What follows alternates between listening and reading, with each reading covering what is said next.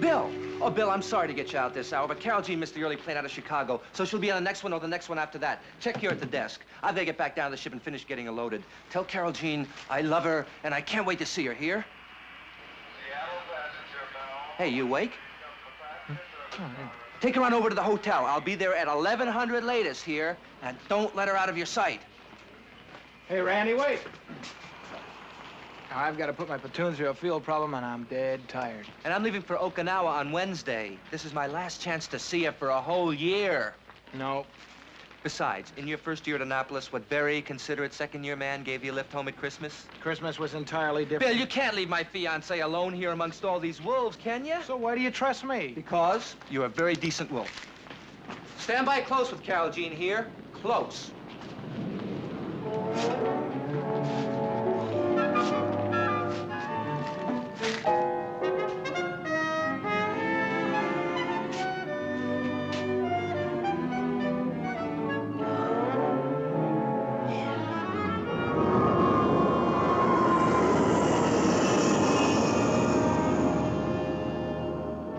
Flight 807 from Chicago, on time. Passengers unloading gate 16.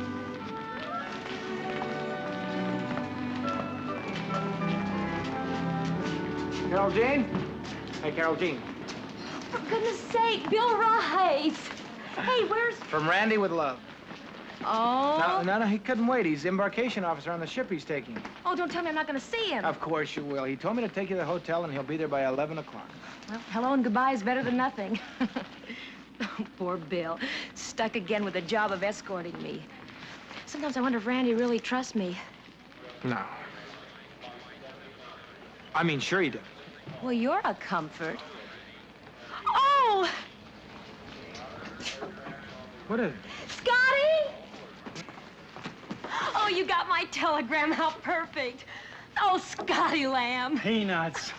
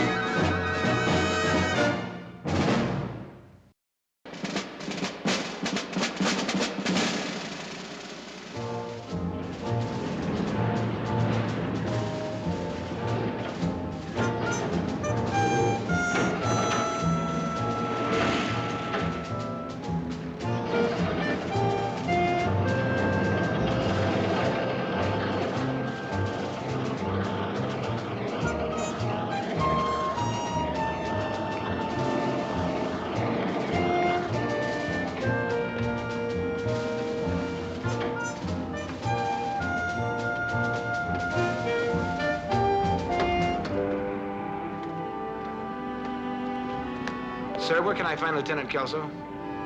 Thank you.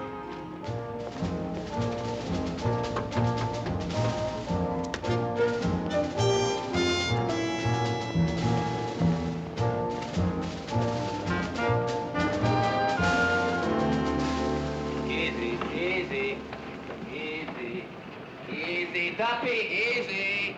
10 cases of M14 rifle ammunition. Check. 10 cases of M60 machine gun. Randy, check. 5 Bill. cases of 3.5 hold it, rockets. Bill, what happened? Didn't Carol Jean get in? Yeah, she did. She's at the hotel now, and so's good old Scotty. Scotty. You mean Boxer? Virgil Scott Boxer, Lieutenant, United States Navy. Buddy, pal, you promised to stay close. And you promised to meet me at 1100, too. Lieutenant, number 4 hatch ready when you are, sir. Right away. Sir, cargo in the pier complete, except for the M79 ammo. Well, don't stand there, Corporal. Find out where it is. Yes, sir. Lieutenant, 5 crates of fragmentation grenades. Oh, hold it, Sergeant, hold it. Bill, in your second year at Annapolis, what very compassionate, selfless third-year man took Thanksgiving CQ so you could visit the what's-her-name in Pittsburgh, the one with the hairdo? Yeah, Randy, now, I know it's true, but I don't like to get mixed up in personal... Just a couple more hours, huh, till 1300. Now, Randy, at 13:30, I've got to put my platoon through Lieutenant, did you get that? Stand by, Sergeant, stand by. I've got to put them through a field problem, Randy. And besides, like I said, I don't like to get mixed up in situations which are personal. You know what I mean? Bill! After all, when that M79 ammo shows up, you can get out of here. Okay, go back to your platoon. Duffy, easy on that wind!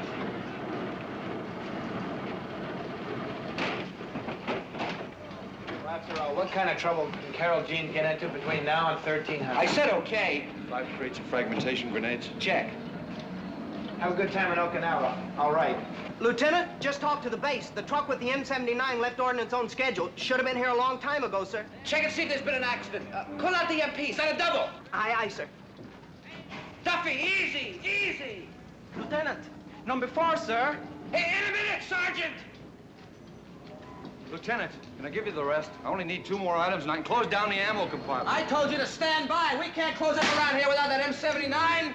Can anybody around here follow a civil direct order? Randy, calm down and relax. I'll go to the hotel and I'll look after Carol. You will? Oh, buddy pal, I'll never forget you for this here, never. But you'll be there by 1300 to relieve me, right? Sure, sure. Easy, easy. Easy. Easy, Duffy, easy!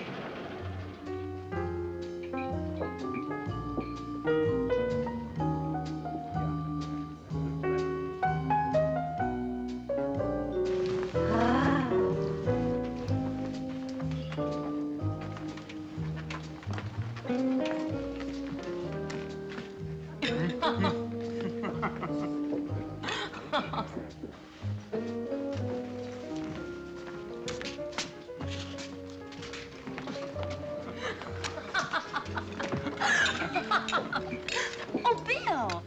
Randy asked me to stop by and tell you he's still out. The ship? It's unavoidable, Carol Jean. He'll be along in an hour or so.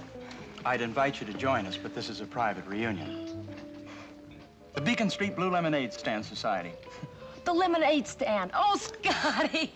Oh, Bill, you wouldn't believe it. I couldn't have been more than 5 or 6 years old. Oh, Scotty was older. He helped me mix it. In a wash tub, wasn't it? No, a paint bucket. Oh, of course. That's why the lemonade was blue. Very tasty, though, and so refreshing. Oh, Scotty. There's nobody I'd rather have grown up next door to. Lieutenant, just what do you do at the air base? Hmm? Well, I was just wondering. You seem to have plenty of time for luncheon. Doesn't Commander, what's his name, trust you with his airplanes? Commander Phillips trusts me with my department, base maintenance. And I trust my subordinates, which gives me a certain maneuverability. Miss Wandemeyer. Telephone for Miss Wandemeyer. Lieutenant. Oh, that's me. Oh, Miss Wandemeyer, there's a Mr. Kelso on the phone for you. Oh, excuse me.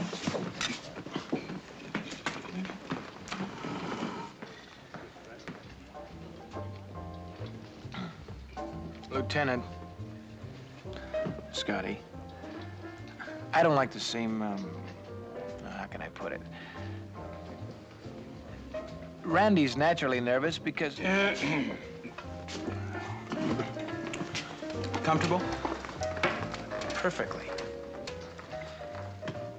What I'm trying to say is, under the circumstances, can't you give Randy a break? Seems he's had quite a few breaks already. Come on, Scotty. He ships out tomorrow. I'll send him a basket of fruit. He wants to talk to you, Bill. Excuse me. I'll be right back. Don't hurry. Oh, shut up, Scotty. Shut up yourself.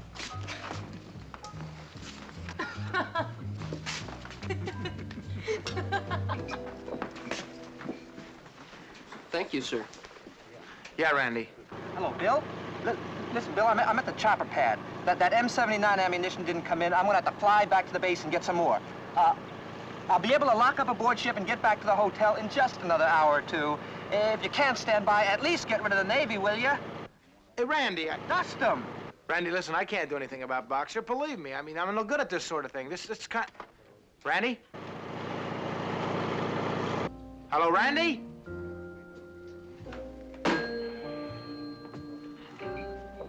Oh, Scotty, this takes me right back to your senior prom. I remember. A little child wormed an invitation out of me. Oh, Scotty.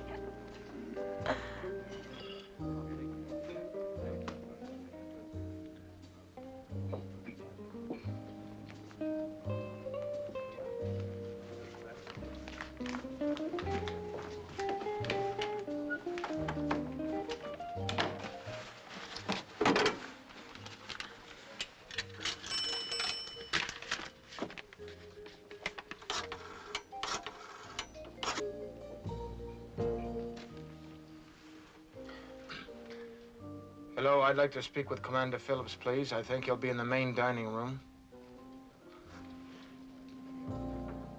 Commander Phillips. Telephone for Commander Phillips.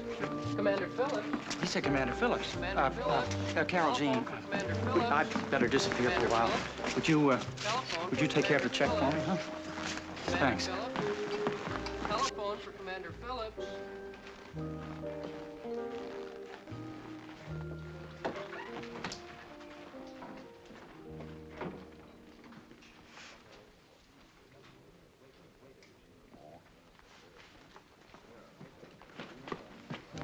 You made that phone call. What are you trying to do, chaperone me? It's not my idea, it was Randy's. He's afraid there might be something going on. Between me and old Scotty Bump? That's ridiculous. Oh, is it? How come you asked him to meet you at the plane? I didn't. I merely told him I'd be in town. Why? For moral support. Think it's fun to stand on this golden shore and watch Randy prove the world is round? Well, I realize how tough it must be, Carol Jean. Bill, it's been tough for a long time. First, we were supposed to get married when he got out of Annapolis.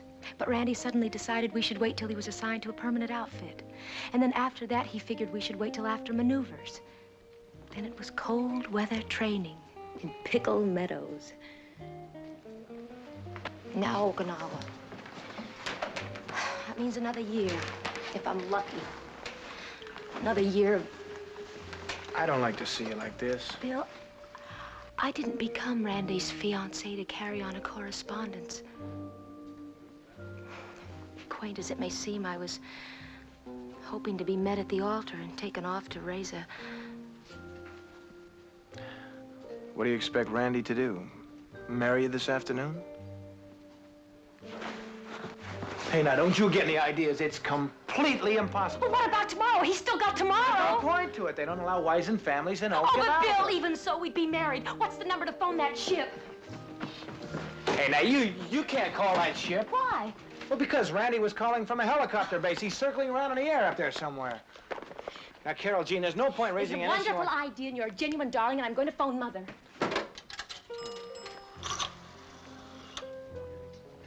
Oh, the field problem.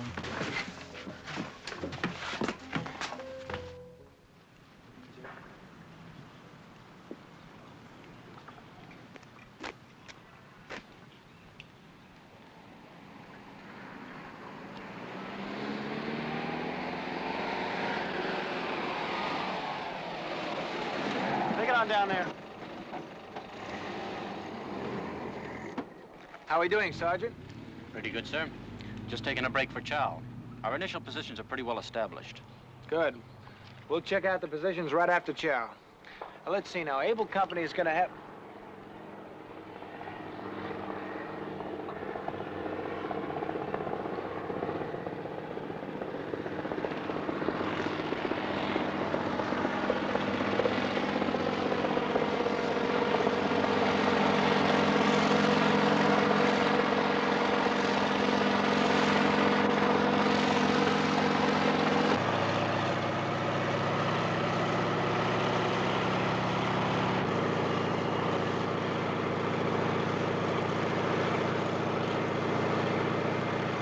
That sailor? I handle a sailor, okay? Well, fine. Then what's so urgent? I mentioned a certain word, and I thought I'd better warn you. Lieutenant Kelso! Come on. What word? Marriage. Marriage. Look, I didn't mean to start anything, but Carol Jean immediately jumped to the conclusion that you'd marry her tomorrow. Marry her? Well, I'm sorry, Randy. I told you I'm no good at this kind of thing. Tomorrow. Why not? Hey! Why not? Lieutenant! Better take care of Virgil Scott Boxer once and for all. Randy, you're losing your head. Lieutenant Kelso! Bill, go tell Carol Jean I think that's a great idea. Oh, you're not asking me to propose for you, are you? Bill, you can't run out of me now. Start setting it up. I'll have that M79 ammunition on board ship by 1500 sure. Then I'll take over. Hey, Randy, wait!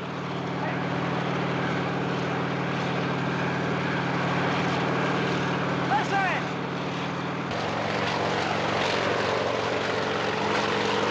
I never proposed to a girl in my life!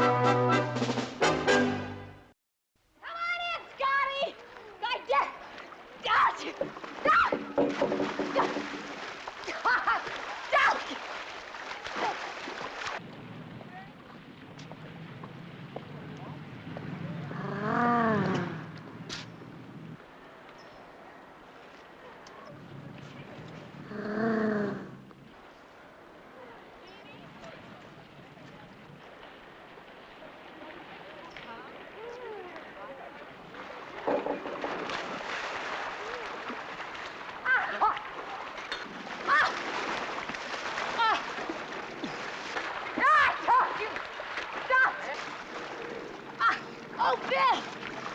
Well, what is it? Climb out, I want to talk to you. I just saw Randy. He'll be delayed for another couple hours or so. Well, what is it? What'd he say? I told him about your idea. And? For heaven's sakes, don't just stand there. What'd he say? He said it was a wonderful idea, and he'll do it. Oh, you darling. Oh, what else did he say? Did he say he loves me, did he? Sure. He said he loves you. How much? Real much. Kelso really has a way with a phrase. Oh, it's beautiful. Oh, Scotto, what did I tell you? He loves me, and tomorrow he's gonna marry me. Now, easy. Before you completely flip, let's see if it can be done in such a short time. Uh-huh. And what did I tell you? What'd you tell her? That even if Randy did want to go ahead, the Marines couldn't swing it. Now, Carol Jean, you better get dressed.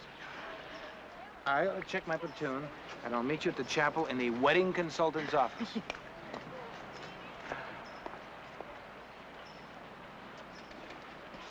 Here, John Alden, you may need this. The check, sir.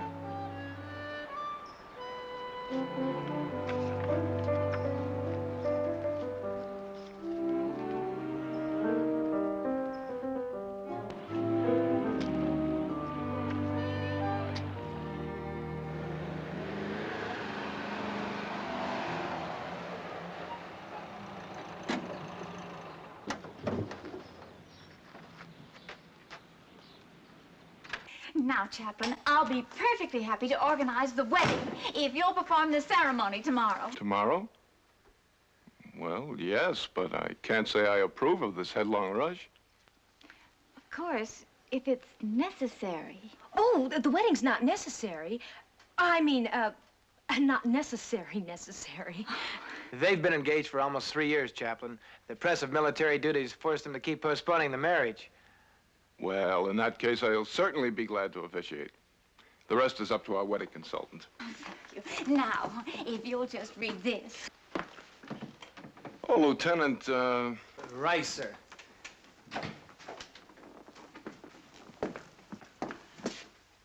just what is your part in this?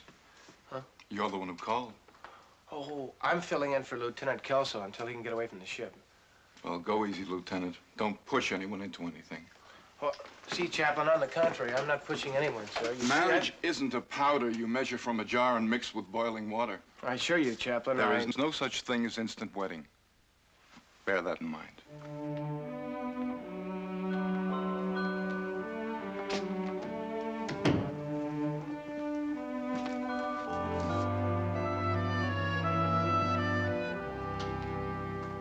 Well, now, this is quite a challenge.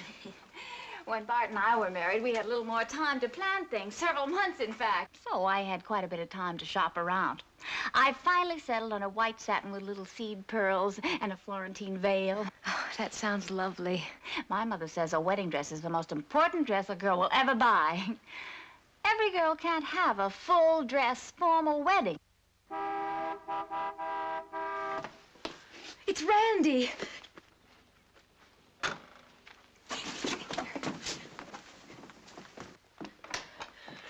Randy! Baby! When we were married, Bart was a lieutenant, too.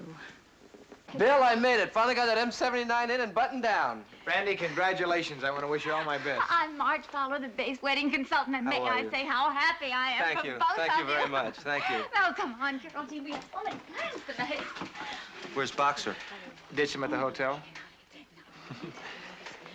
Marge is a wedding expert, so I guess I can leave you in her capable hands. Oh, Lieutenant, un moment, s'il vous plaît. The question on the floor is, can we or can we not get a wedding together by tomorrow noon? Please sit down and we'll make an estimate of the situation, if I may put it in military terms. I suggest we keep it simple. Next item, music. Now, traditionally, wedding music is...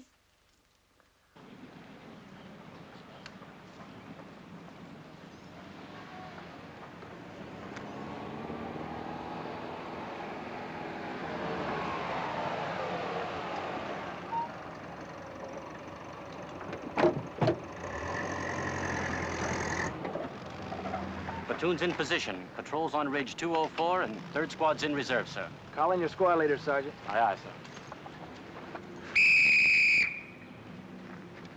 How's your wedding coming, Lieutenant? It's now my wedding. Well, I mean, you seem to be the man behind the thing. I've got nothing to do with it. I'm out of it. Marge Feller has the situation completely under control. The bride and groom are in town shopping for the wedding gowns and rings. That's all I have to do with it, Sergeant. 2 ushers obtained. Lieutenants Tate and Harris. Bridal bouquet order. Tonight, my way home.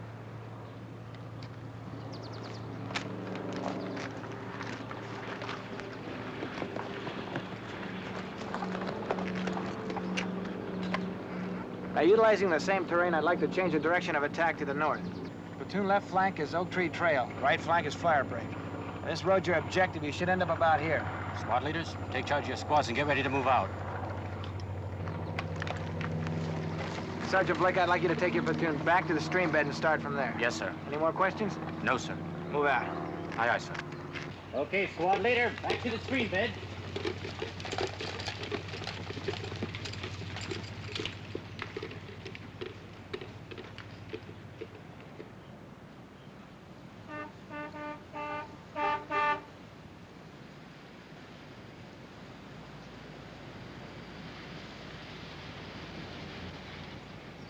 Lieutenant Rice, this is Vera Hochstetter. She runs the bridal shop in town, and she's going all out for us.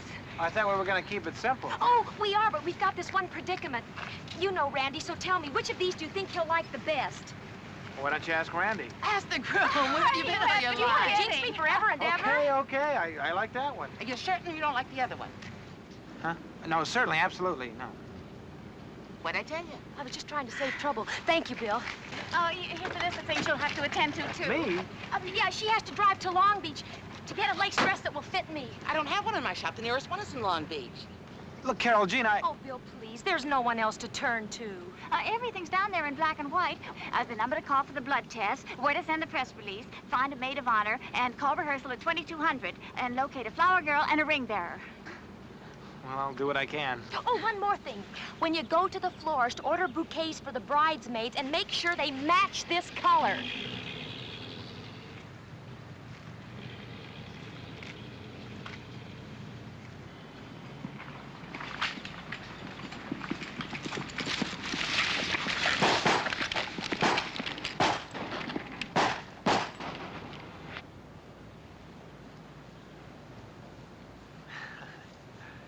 Wedding gown. The bridesmaids. Well, you see, the ladies gave it to me so I could...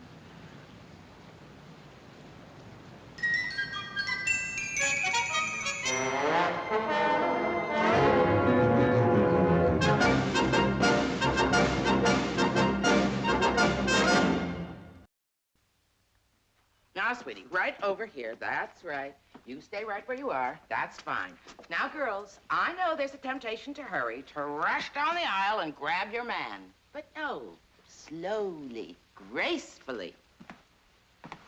Hi. Oh, Bill, did you talk to the florist? Bill, who's in charge? Hold it, one at a time, please. Now, the flowers will be here in the morning. I was at the florist, the colors will match. Lieutenant Harris will handle the reception. What about the rings?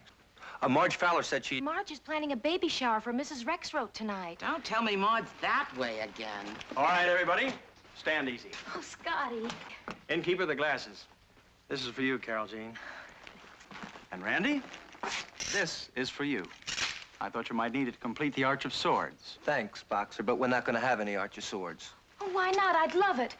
All those officers lined up with their swords crossed. The officers in my outfit have already packed their swords and dressing uniforms. Can't have everything, honey. I'm not asking for everything. Randy, Bill, listen, I hate to be the bearer of bad tidings, but we struck out on... All right, everybody, come and get it. Wonderful. Everybody come out. Well, am I asking for everything? I didn't say you were, honey. I mean, not actually everything. Everybody get a glass. I've got a couple of toasts to make. Marriage is something I take very seriously. It's not something that I take lightly. But, honey, you've got to understand, to get hold of all those swords... First toast. To Peanuts, and to the guy she picked. Congratulations, you've got yourself a wonderful gal. Nobody knows that better than I do. And to those of us who've chosen the way of bachelorhood, courage. For tomorrow, in that chapel, we're gonna have to stand by and watch while one of our number walks that last mile down the aisle to his doom. Well, I like that. Well, come on, Peanuts, when I toast my old girlfriend's drink.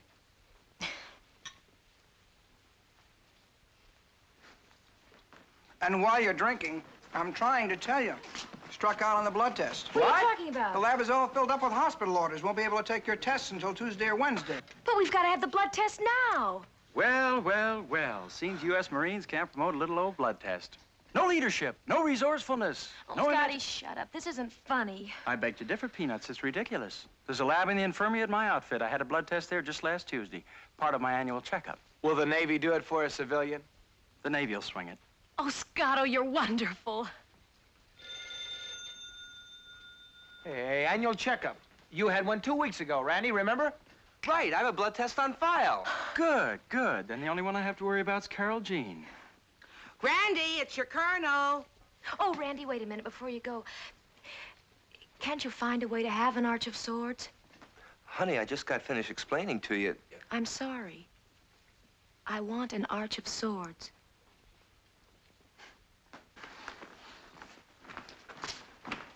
So I asked his mother, how many times does a girl get married in her life? So she said it all depends on how many times you've been divorced. But, Colonel... So my sister said, why did I have to pick a man with all those relatives to eat us into the poorhouse? If I had to get married, why couldn't I pick a nice, lonely orphan? Yes, sir. I've got to go back down to the ship for a while. Skipper wants me to move B Company to D deck. Too much strain in the ventilating system where I had him. So you run along Come with... on, Carol Jean. Go with him and stay close here.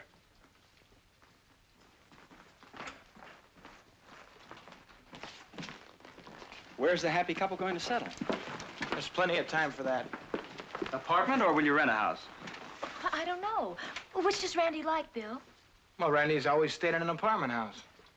I think I'd like us to have a house of our own. What's his policy on offspring? Does Randy want kids? Of course he does. Has he said so in clear, concise, unequivocal language? Well, we haven't talked about it yet. Why don't you give him a chance, for crying out loud? There's an old Navy maxim. Before you go into battle, know your enemy. Wait here. Bill, does Randy really want children? It's funny, you think you know someone. Come on, Carol Jean. Right in here. Okay? All ready, sir. Hey, Peanuts. Look at it this way. You're losing a little blood, but you're gaining a husband. Clown.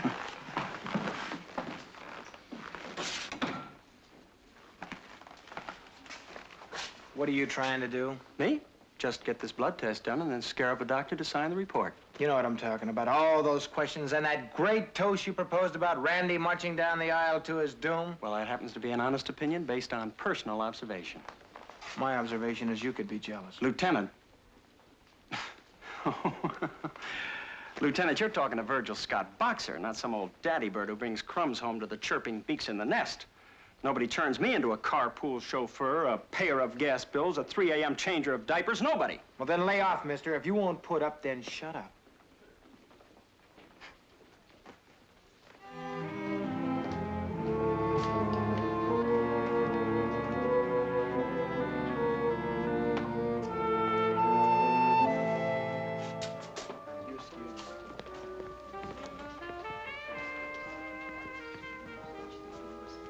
Any messages? Oh, here's one for you. A message from Marge Fowler. Cakes ordered, 33 acceptances for the reception. My folks won't be able to make it. It's too quick for them. Bill, I'm beat. I'm gonna get some air and go to bed.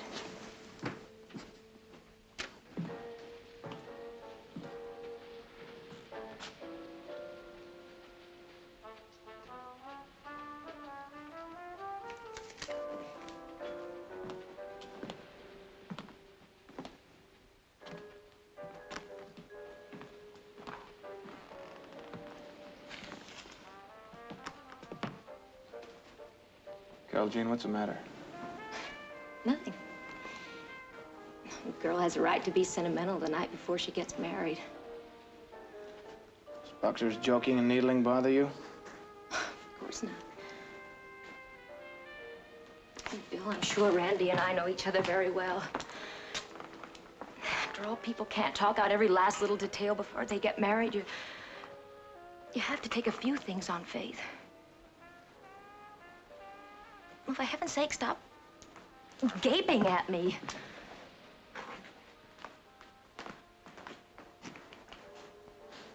Hey, I'm sorry. I'm sorry, too. No, I was just scolding myself for being so spoiled about that Arch of Swords. Randy should have turned me over his knee and spanked me. Is that what you want in a husband, Carol Jean? Someone to spank you? Of course not. I mean, I have all the respect in the world for him. I love him. Oh, I'm just nervous. I don't really know what I'm saying. You know, about facing all those people tomorrow and... The awful moment of truth. Wonderful moment of truth.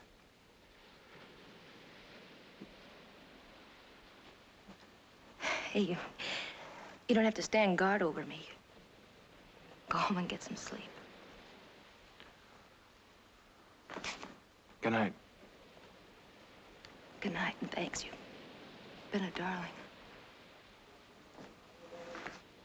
Bill? Yeah.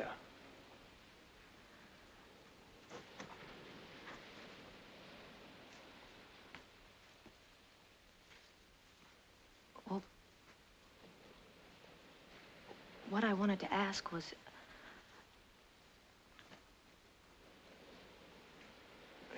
Since my father won't be here, who's going to give me away? Randy's CO, I guess it's kind of traditional. Of course. Anything else? No.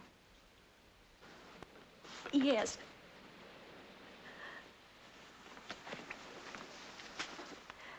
I was hoping my mother would be here.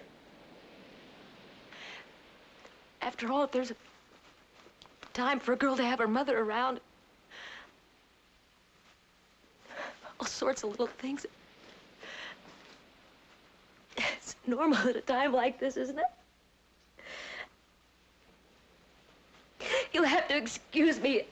I'll be fine, don't worry.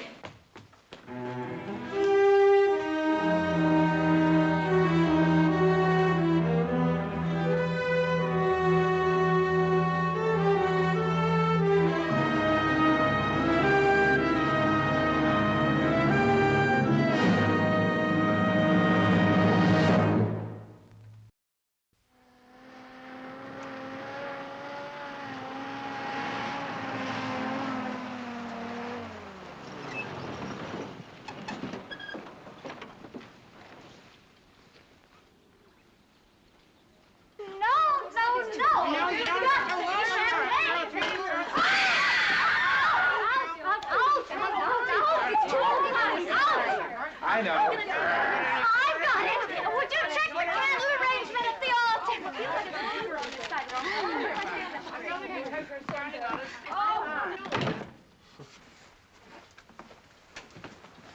I just checked the candle arrangement. It looks fine. Thanks. Hey, Randy, wait. I tried to tell you. Where'd you get that uniform?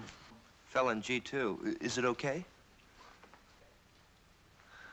Don't breathe too deeply. Hey, wait!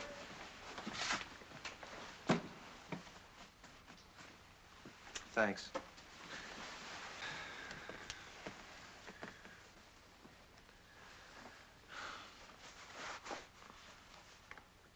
Randy? Yeah? Never mind. Carol Jean will be disappointed my folks won't be able to make it on time. Bill? Yeah? You know something? How I feel? As if I hardly know the girl. Do you love her? Of course I love her. I just don't know her as well as... I guess nobody really knows his fiancée. And I know Carol Jean as well as most. Bill, I need you. Right away. Randy, you're not having second thoughts, are you? Oh, no, no. I'm just scared, that's all. Par for the course. Customers, a family in San Diego, Oh, 5 daughters. just Two of them walk wanted to down the remind you aisle. to give the marriage license to the chaplain. License? What license? All I have is a blood test report. Oh, that's just dandy. It's right there on the list. Marriage license. Right there on the list. How can we get married without a license? And I'm not sure about the length of this train, and you don't like it, do you? Don't worry about it, Lieutenant. They're all this way. Yeah. Come on, Carol Jean, relax. It's only 11:15. We have plenty of time to drive into town and get a license. In this? We'd never get there and back in time, never. Well, Millie Brinkerhoff is a deputy county clerk. Invite her. She loves weddings. She'll issue the license right here. Oh, brilliant! Splendid!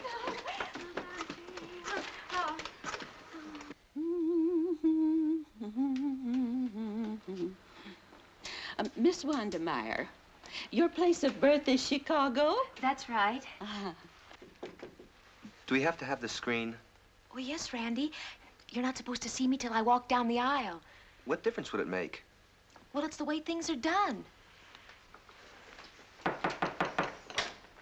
Hi, Bill. I got the swords and 8 guys for the arch. How's that? Great. Oh, thank goodness one thing has been done right. That'll make a beautiful picture. Picture? You mean a photographer? Oh, boy.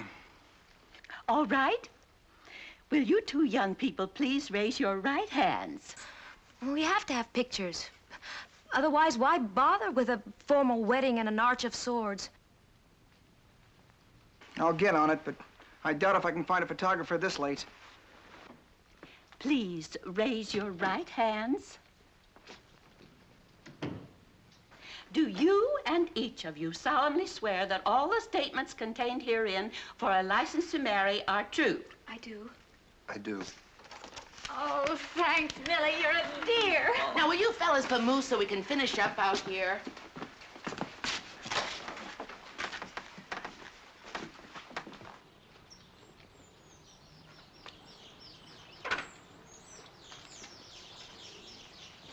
I thought Harris had 8 men for the arch. They'll be here. Bill? Have you noticed the way she's been acting sort of critical? My sister-in-law is very critical. Everything my brother does is wrong. And in restaurants, every time they bring her something, she sends it back. Carol Jean couldn't turn out like that, could she? No, of course not.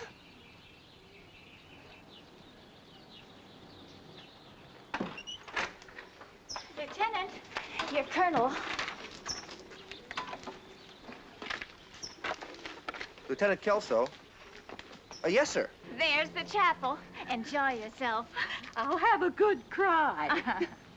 Oh, here, I almost forgot this. Here's the license. But, Colonel, wouldn't that give us a double allotment of... Yes, sir.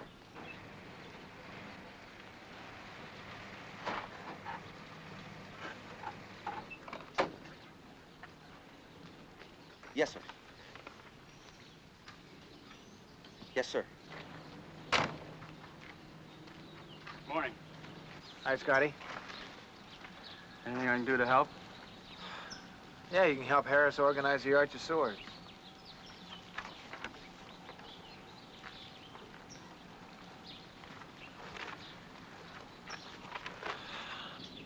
Yes, sir. Yes, sir. But, sir, that would only take enough... Yes, sir, right away. Slight delay. What happened? A truckload of M79 ammunition just arrived at the pier. The colonel wants me down there on a double. You picked up your full allotment of ammo yesterday, didn't you? Yeah, but this was a truckload that was lost. The colonel needs it, too, and the loading booms have to be secured by 1300. Randy? Hey, Randy, listen, I better tell you about last night when I took Carol Jean home. Yeah? You're not the only one who has doubts. Did she say she wanted to call the wedding off? Not in so many words, no. What did she say? Well, she said she was very nervous. Yeah? And she wished her mother were here.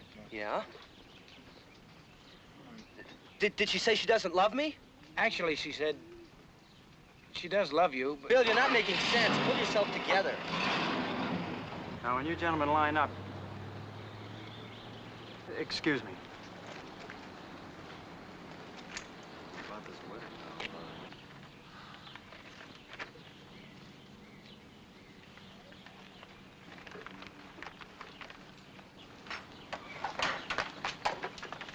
Where's the groom? Hey, he'll be right back. I'd like to come in and talk to Carol Jean right away. Oh, give us a minute. I haven't got all my girls dressed yet. Trouble? Slight delay. Bill? Peanuts. Peanuts, you're a real credit to the Blue Lemonade Stand Society. Believe me. Thank you, Scott. She's beautiful, isn't she? What's this about Randy? Where's he gone? He couldn't help it. He'll be right back. What is it, Bill? Before we let the people hang around for another hour, I'd like to talk to you, Carol Jean. You can come in now. Excuse us a sec. Come on, Bill. I'll be in the chapel with the girls.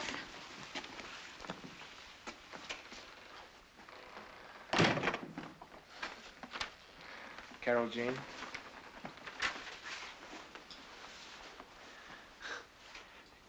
You know, I was wondering... well, Randy was wondering. Last night you were sort of wondering. You're not making much sense. No, I guess not. The chaplain tried to warn me about instant weddings. This should have been between you and Randy, all of it. I sort of got dragged in, and now when I could walk away, I feel sort of a responsibility, I guess. After all, I am the one who proposed to you, remember? Do I love Randy? Is that it? That's what it boils down to when you walk in there. Are you trying to tell me that Randy won't be back? If I'm stepping out of line, Carol Jean, I'm sorry. I'll just keep quiet. Will he be back, Bill? Well, he'll be back.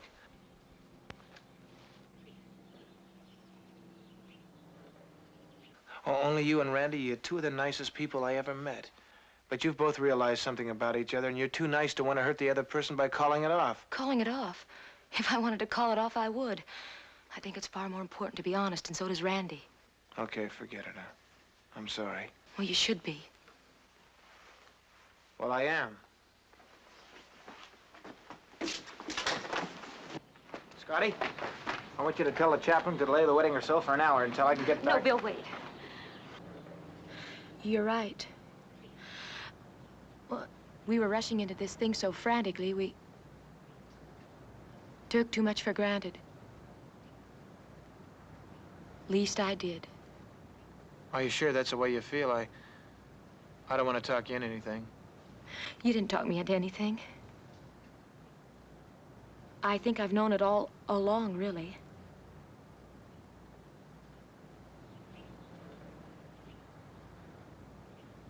Please give this to Randy for me. And right away. He ought to know as soon as possible.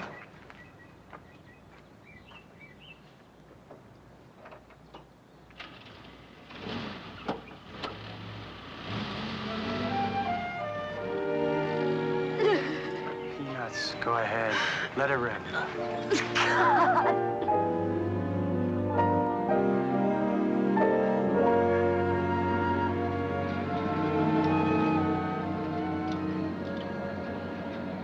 I hope you're not sore of me, Randy.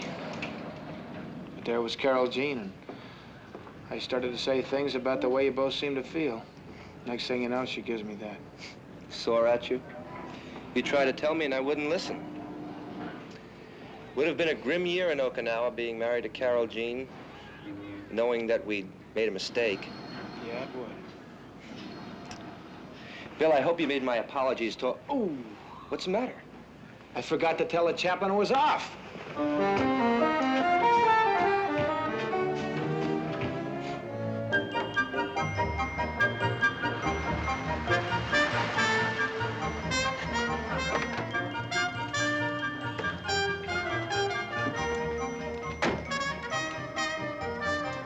guys. Hurry up.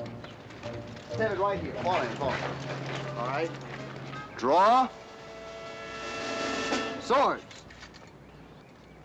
Order. Swords.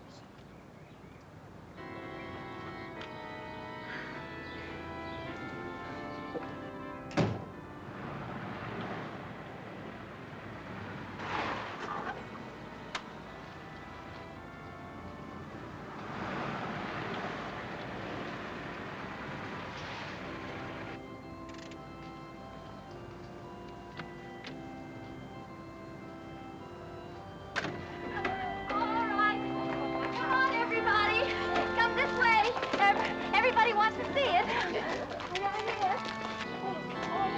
Over here.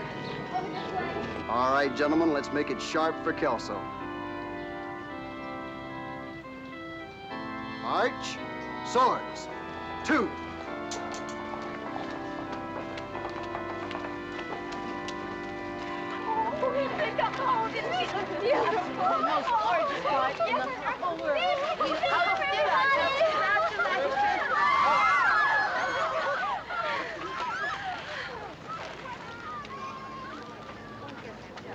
What about Randy? He's doing fine. May I? Help yourself. Lieutenant, we're real proud. You sure went down fighting. Thanks.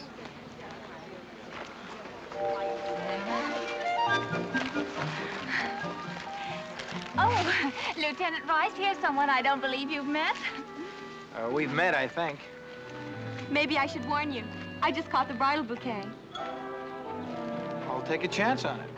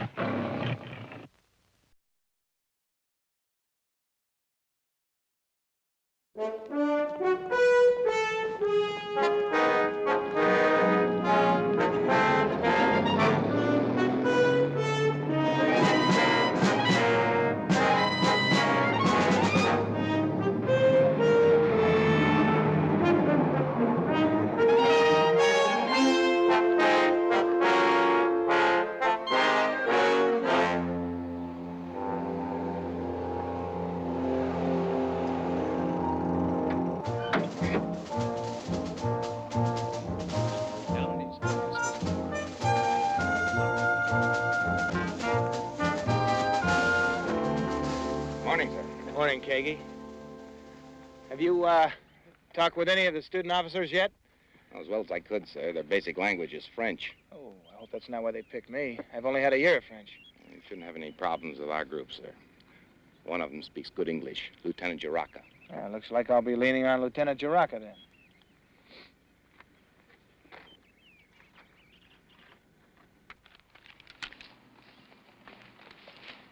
Let me demonstrate, Corporal. Now, the purpose is to minimize yourself as a target. You pick your cover before you hit the ground, roll, and come up ready to fire. Tombe, roulez-vous, levez, prêt à tirer. Comme ci.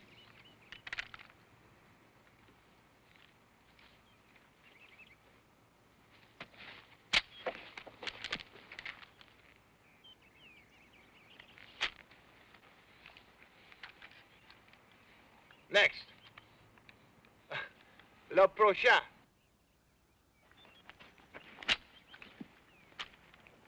Lower in the roll, Lieutenant. This is as low as I can get.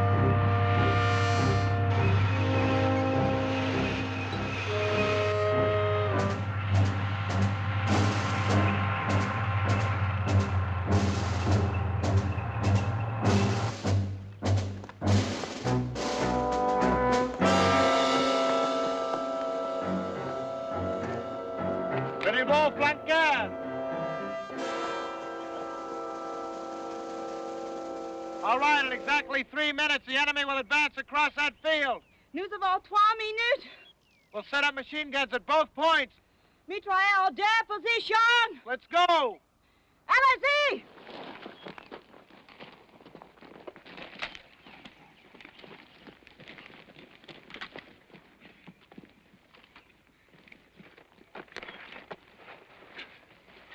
Aidez la dame.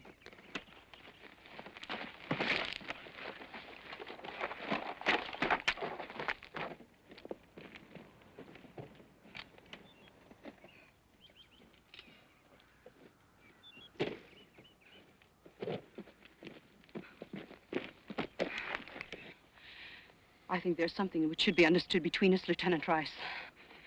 I do not expect preferential treatment because I am a woman. Lieutenant Jaraka, these procedures depend on teamwork. If I think you need help to do a job, I'll see you're given, and it works both ways. When do we get to the tactical part of the program? Aren't we moving fast enough for you, Lieutenant? Every month, hundreds die in the attacks on our villages. The need for one such as me to train other women is immediate. All right, let's get loaded. Get those blanks in. Come on. Dépêchez-vous!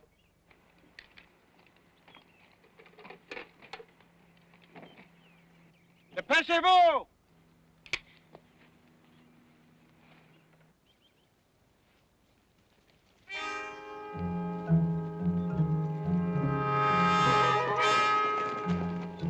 All right, here they come. Remember, you've got to kill them before they kill you. Il faut les tuer. Compris?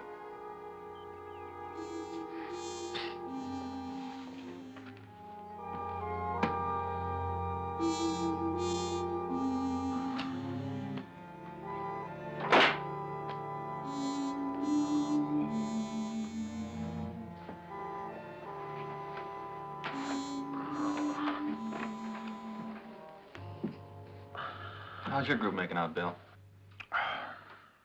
They must be out of their minds. They assigned me a woman. Join the club. I got one, too. What's yours like? About 90 pounds, soaking wet. Pretty?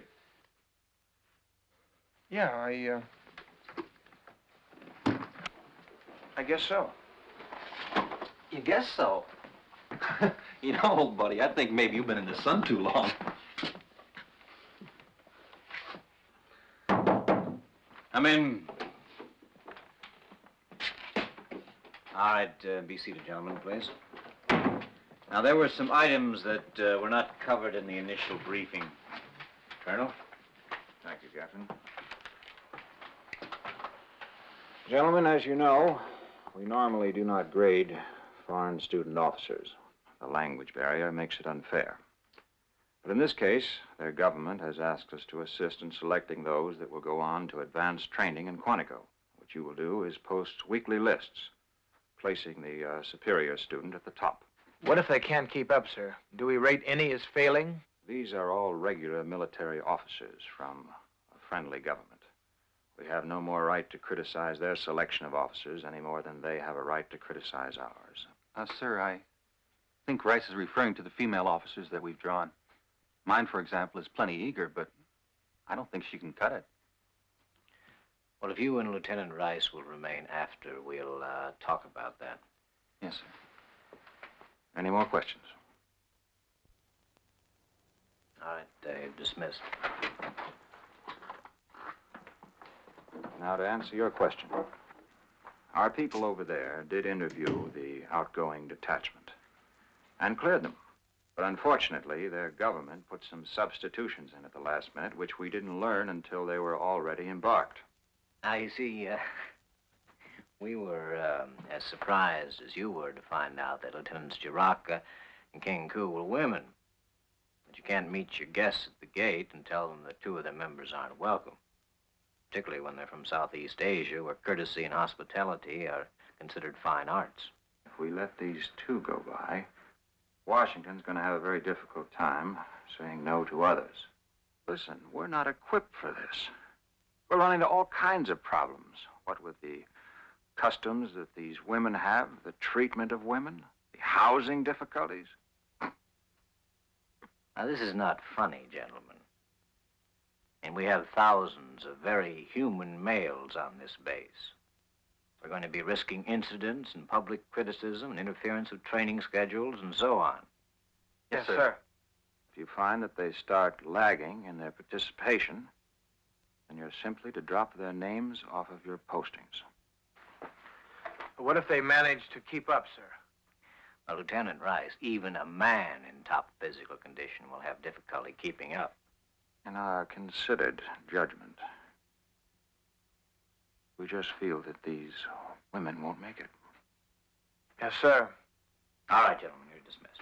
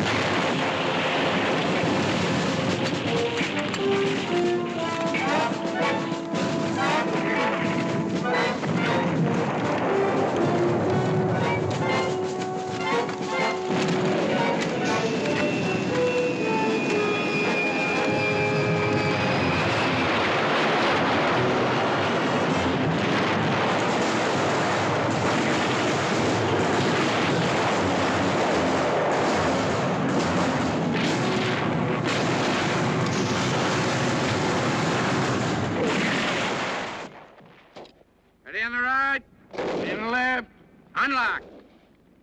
Commence firing.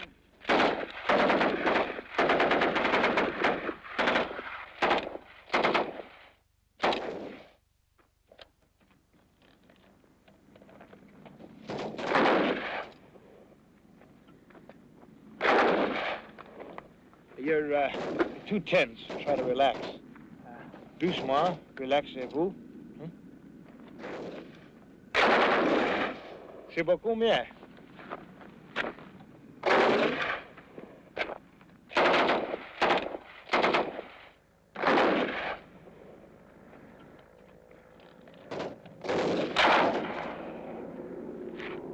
Lieutenant?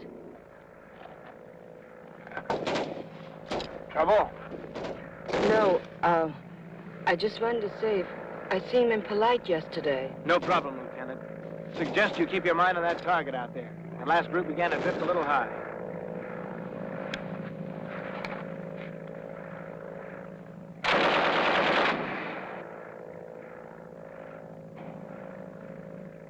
Very good, Lieutenant. Thank you, Lieutenant.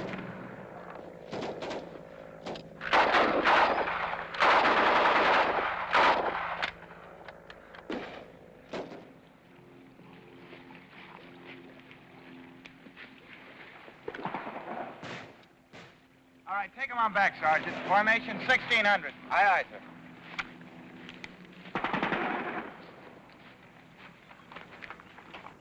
Sir. How's it going? They're coming along fine, sir.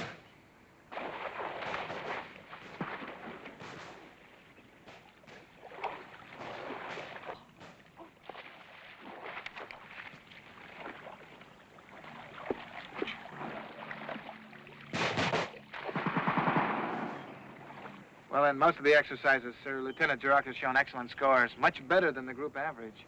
Well, Lieutenant April's woman is falling behind. I think you'll find that yours will, too. Well, I know it doesn't make sense that Lieutenant Jiraka can keep it up, sir, but she's doing it. Almost as if something's pushing her beyond the normal limits. Well, you'll be posting that report tomorrow, not I. Sir, I've been told that any report on Officer Post should reflect his own judgment and observations. I'd like to know if I'm being ordered to do otherwise in this case, sir. Well, if you ever do otherwise, Lieutenant, it'll be your last official act under my command. Yes, sir.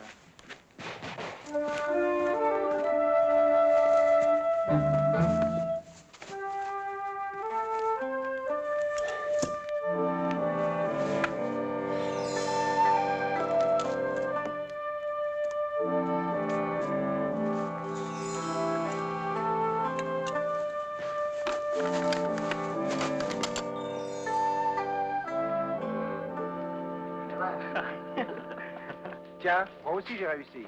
Très bien. Je suis qualifié. Vous aussi. Nous sommes tous.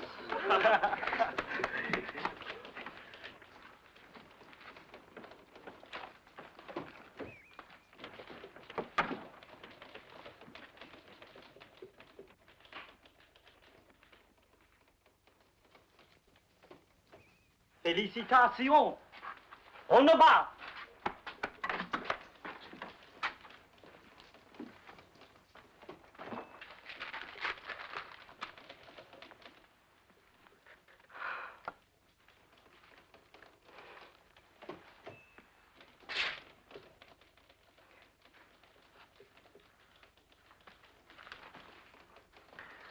Well, after averaging out the scores, I put you in the top third of the list. Correction, Lieutenant.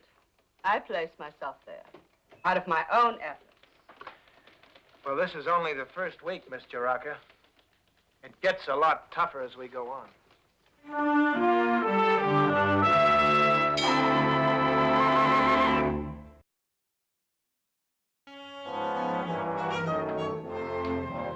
I hear the captain sent for you. I qualified my female in the first week's rating. Oh? She was able to keep up for the first week anyway. Mine couldn't. Of course, she wasn't as pretty as yours.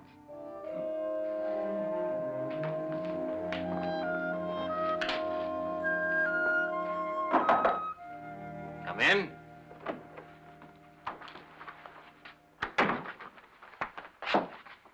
Oh, yes. He'll do fine. Good face, good size. Yeah, he'll do fine. All right, sit down, Lieutenant. This is William Rice, Charles Perry. Pleased to meet you, Lieutenant. Well, nice to meet you, sir. Captain, I'll wait outside. Fine. All right, sit down. Well, I see that Lieutenant Jiraka not only managed to keep up, she placed in the upper half of her group. Oh, yes, sir, I agree. It's very unusual. Well, you have to accept the fact, Lieutenant, that this unusual situation attracted the attention of the press. It gave them what they call a hook for a story. There's a national magazine interested in it. I might say that you also got yourself hooked at the same time. What do you mean by that, sir? Well, they'd like to do a photo story on Lieutenant Jiraka. Lieutenant Jiraka and her instructor, Lieutenant Rice. You. Well, sir, do you approve of that? We are supported by public funds, and the press wants to know how we use them. They have that right, and we try to cooperate with them wherever we can. Well, sir, isn't this in the area of personal publicity? I mean, don't I have any choice? You had your choice, Lieutenant. of qualifying or disqualifying the trainee based on your own observations and personal judgment. All right, you made your decision now, and the press sees a colorful story in it. And frankly, I'm delighted to see you hoisted on your own petard. That's all, Lieutenant. Report to Mr. Perry outside. Yes, sir.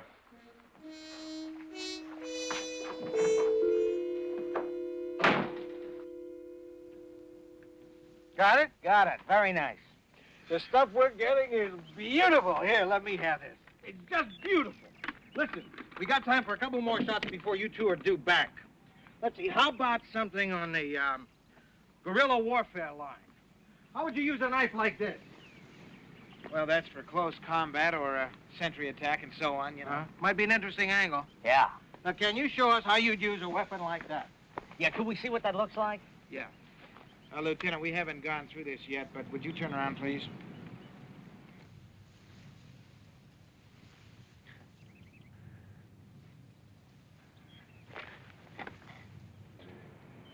I do not think this post is necessary. Well, Lieutenant, maybe if I showed you first without the knife, It is not the knife. Look, Lieutenant, I don't like this any more than you do. Well, I have an idea you do. Look, I know you two have a lot to do. So why don't we wrap it up for today?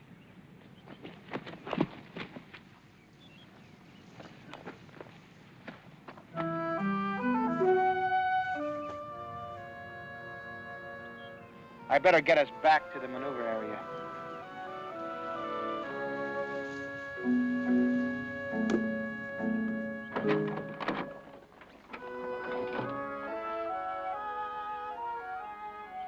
Lieutenant, there's not much doing out there today. If you're tired, perhaps I am not tired.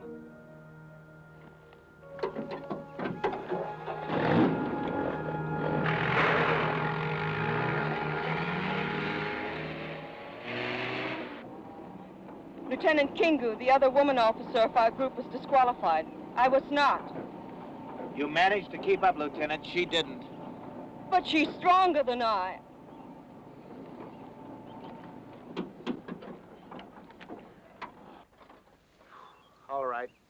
All right, let's hear it. What do you wish to hear? I'd like to know what's bugging or what's bothering you. Perhaps a better question is what bothers you. Well, maybe I'm a little dense. I'm not quite sure I know what that means. I have seen you looking at me. What? Well, yeah, and you've seen me looking at 7 other officers, too? But not in the same way. I'm a female. That is what your look says. Well, maybe I'm just trying to figure out what keeps you going out there when common sense tells me you're not strong enough to make it. You see, you admit you think of me as a woman. You know, the only one around here who can't seem to forget the fact that you're a woman is you.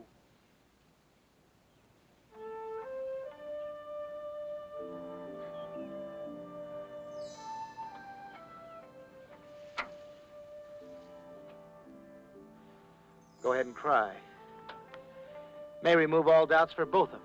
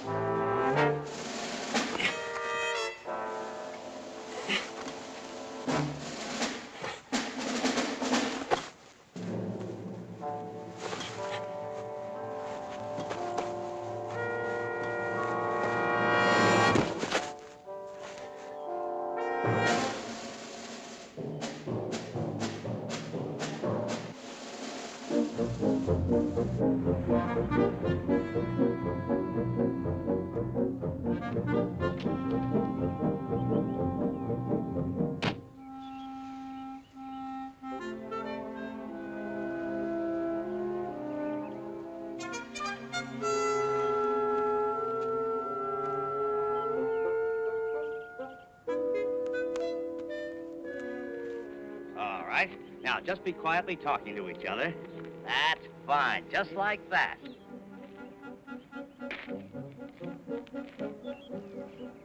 Good. All right, now can we try one from over here? I got your message. I was supposed to meet you here. This is what Mr. Rocker was doing when the shooting started. Mission school teacher. Makes interesting copy having her visit one of the similar schools here in the States. Thanks. Bye. Sister, I'd like you to meet someone, please. Hello. Sister Lucita, this is Lieutenant Rice. How do you do, Lieutenant? Nice to meet you, sister. Folks, do you think we could get one shot with the statue of the founder in the background? And, maybe we could get some of these kids in the picture, too, huh? How would that be? Would that be possible, sister? No. Please, we should not disturb the children. No trouble at all. Our lower grades are coming out to morning recess right now. If you do not mind, Mr. Perry, I'd rather not. I don't know what you heard about our American kids, but they're not all wild Indians. I think it would be an excellent idea, Manasan. Oh, Sister Catherine, would you bring your class over here for a minute? All right, now, folks, could we have you over in front of the statue, please? Mr. Perry? It'll only hurt for a moment. Come on, kids. Gonna get your picture taken. Now, get right over there next to the lady soldier. She used to be a teacher. What's the matter? Like one of the No, sisters. please, tell him I can't pose for the children. What's your name? Are you really a soldier?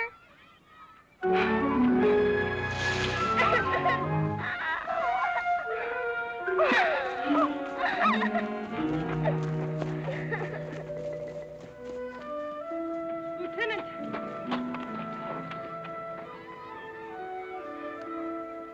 Perhaps it would be better if I talked to her.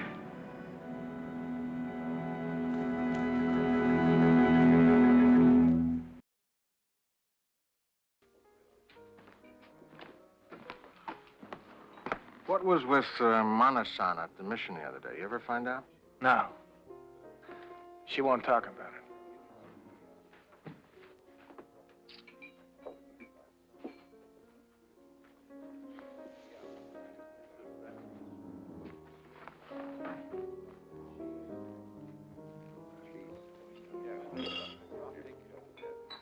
Hiya, Lieutenant. Mr. Perry?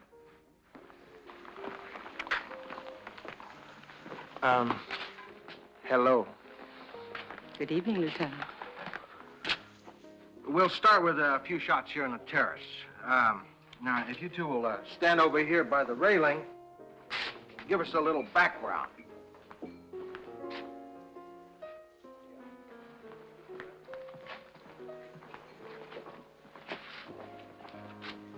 Oh, that looks nice.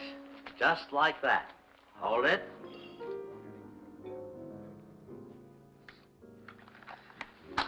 One more, please, huh? One more. That's all, and then we'll be finished. All right, while you're dancing. Good. Thank you. Okay. That takes care of the social stuff. You two look just great. Can we offer you a lift? Now my car's outside. Huh? I can take the lieutenant back to her quarters. Okay. See you tomorrow. Yeah, see you tomorrow. Ready? Bye. If you have to get right back, It seems a shame to waste such a lovely evening. Besides, I haven't had dinner yet. well, I haven't either.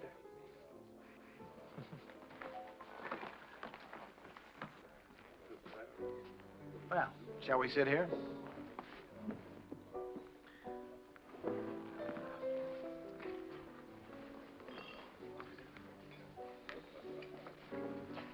Could we perhaps have a cocktail first?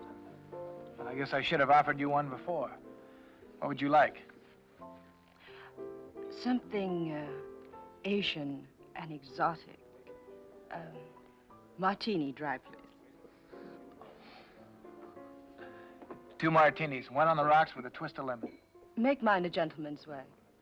It's our custom. Always the gentleman's way. Well, you better not let that get out. You'll undermine this entire country. On the rocks.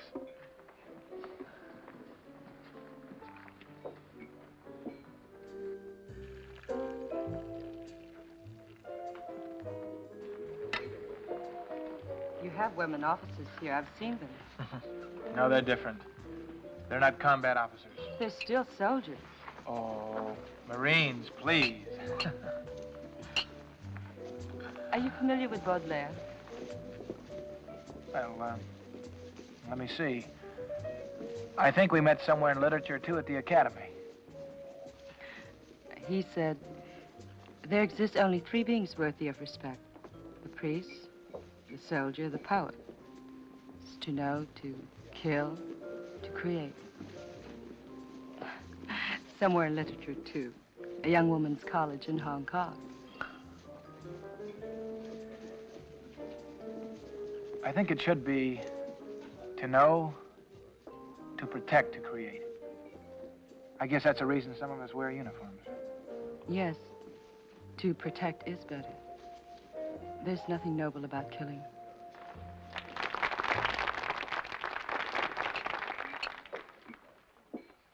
Would you like to dance? I was wondering when you'd ask me to.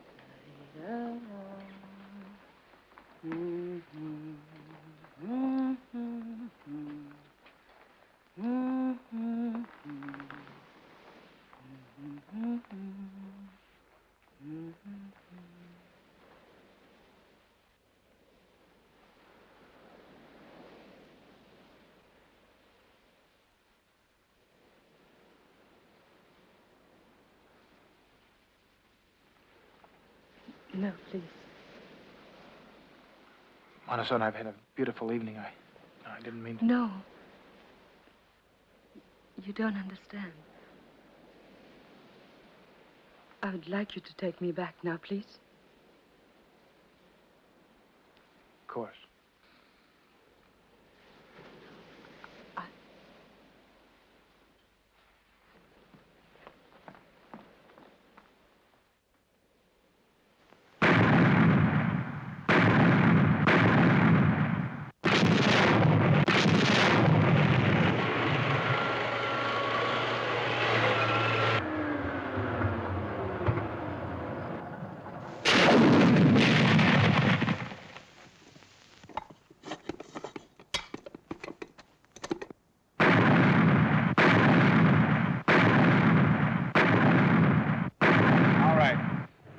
This is your first time against the aggressors with ammunition. And although all loads are blank, it will look and seem real, especially when the other side simulates casualties. There's one thing I want you to keep on your mind.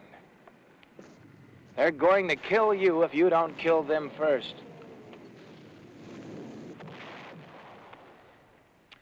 All right, move out to your positions. All right, let's go. Move them out.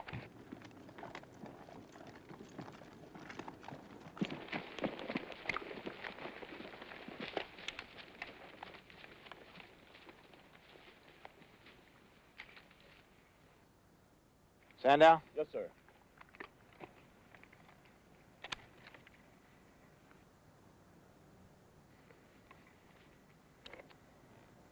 Red Fox 1, this is Control 6. Blank ammo checked. Over. Roger, Red Fox. Start your attack. Out.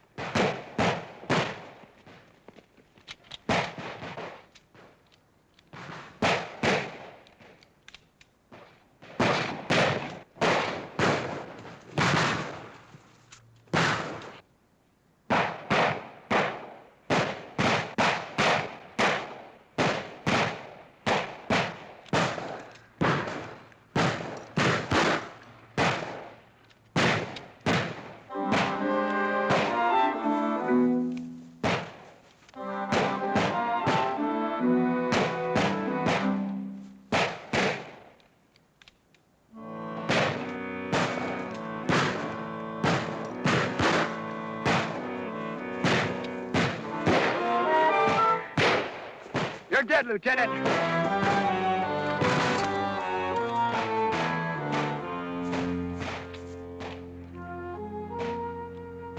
It was a malfunction.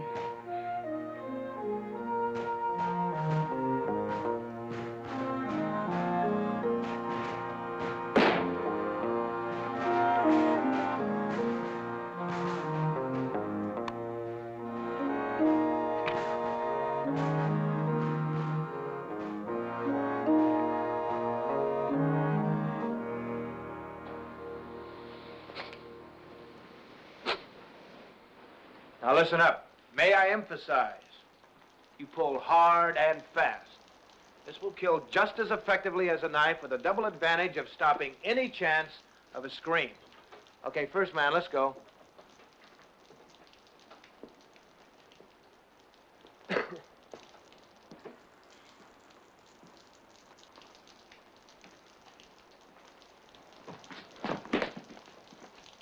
That's very good, Lieutenant. Come on, next.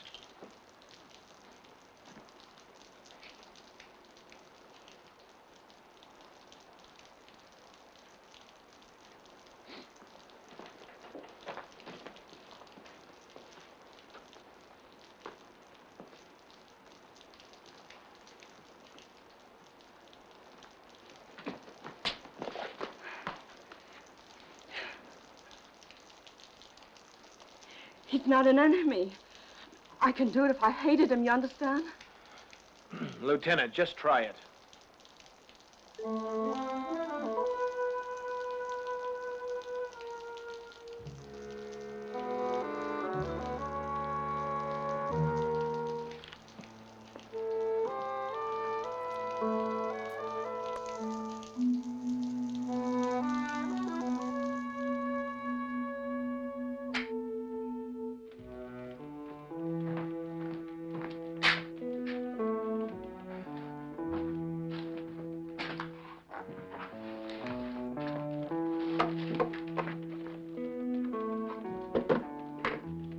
Puka Sahib having trouble with his report? Knock it off, will you?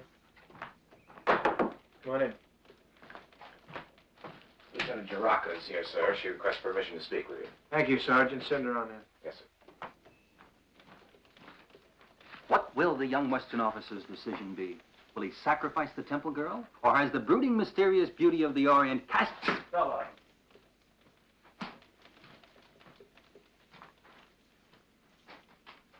I practiced a sentry attack this afternoon. I think I can do it quite well now. Mono, son. There are other jobs for women besides combat. Are you trying to tell me you're not going to qualify me? I haven't finished my report yet. Haven't my scores been among the highest? There are other things.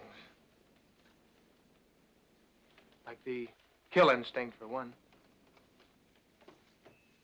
It's an ugly fact, but in combat, a soldier has to be able to kill. You seem to do fine at everything except when there's a human being involved. What do you know about killing?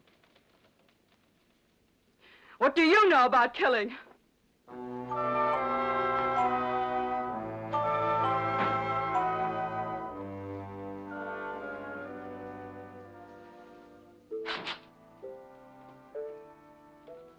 Carry on, Lieutenant.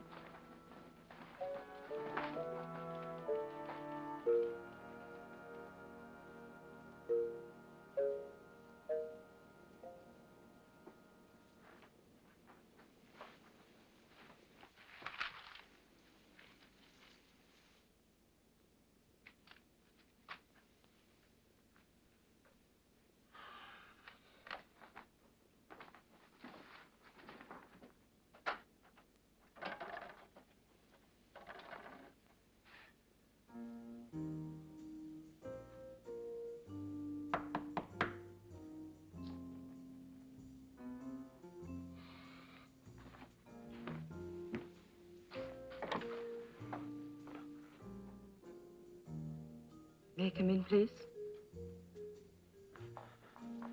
Well, did you want to talk to me about something? Not exactly. Then why I came here to make sure I qualified.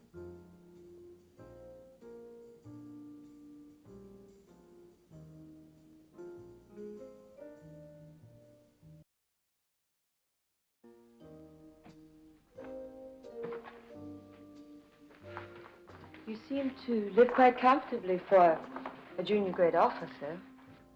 Well, the three of us live here together. We chip in. Are you alone now? Yes, I am. Why do you ask? You're not naive. I think maybe I am. When we went dancing, you wanted to embrace me. You may do so now if you want to. You do not find me attractive? No, it's not that. It's just that, well, over here, we don't usually start with a formal invitation from the lady. I realized I was foolish before, that I have feeling for you. Mm-hmm. And? And qualifying is very important to me. I see. And why don't we test and find out how important, huh?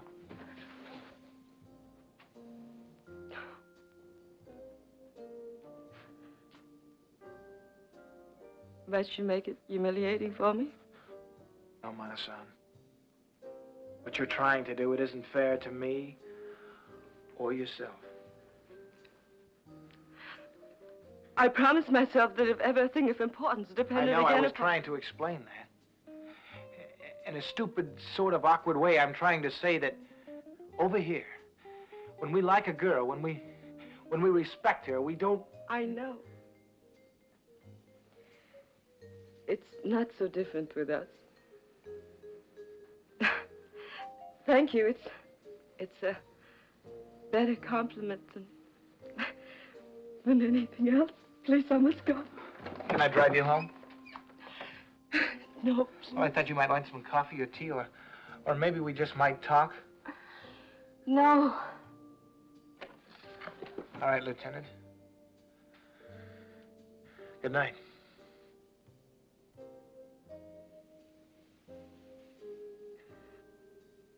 You could not understand.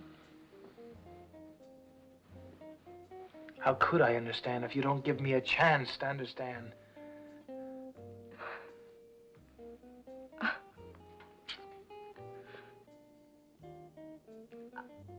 The guerrillas came to my village. I was at the school with my children.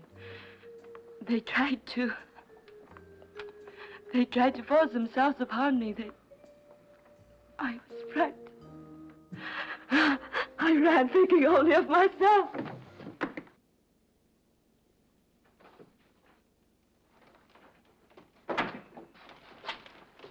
Hi, Lieutenant. Morning. The fruits of honest labor and our own modest genius.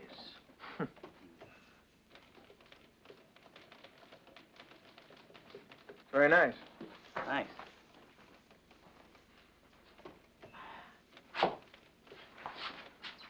Carry on. Lieutenant Rice.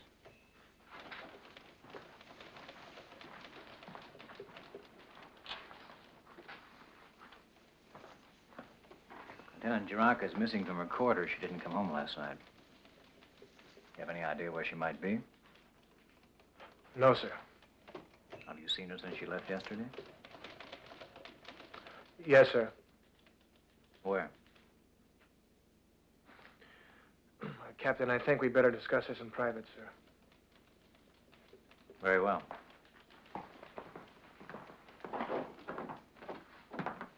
All right, let's have it. Well, sir, last night, Lieutenant Jiraka came to my apartment. I thought you had more sense than that, Lieutenant.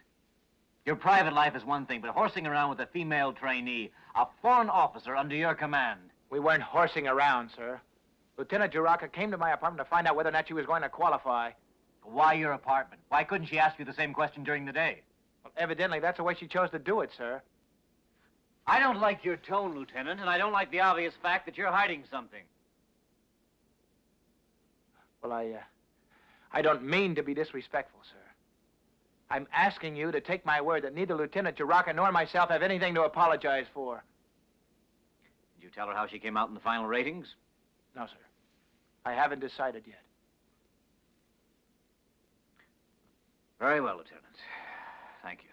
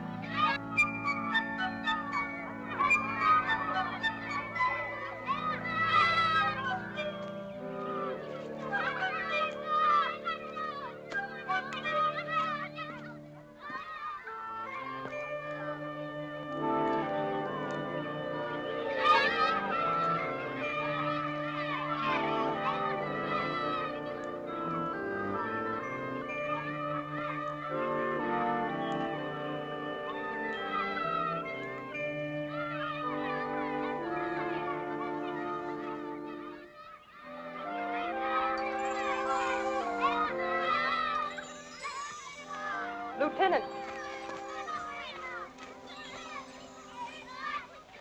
Give her a few moments. She has a considerable adjustment to make.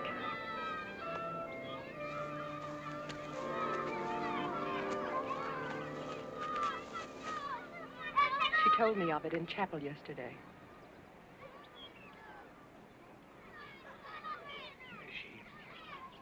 She told me about the gorillas and the running and... Running away from the school? Yes. Did she also tell you that a few moments later a mortar shell hit the school? Many of the children were killed. Mana-san believes herself responsible for their deaths. She's tortured by the thought that if she'd stayed, it might have been different. It wouldn't have been, of course. Do you think she fights because she hates him, or is it... Or to punish herself? I'm not that wise. But I do think that either would be foolish. Don't you?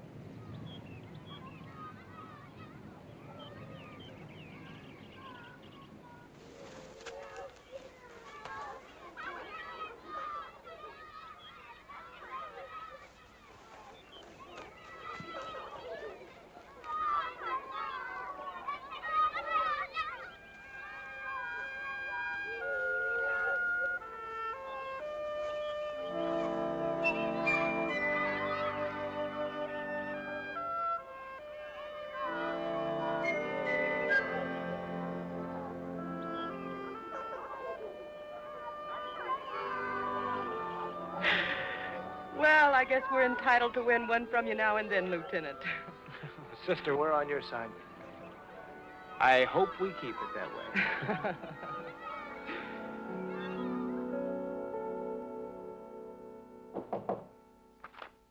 Come in.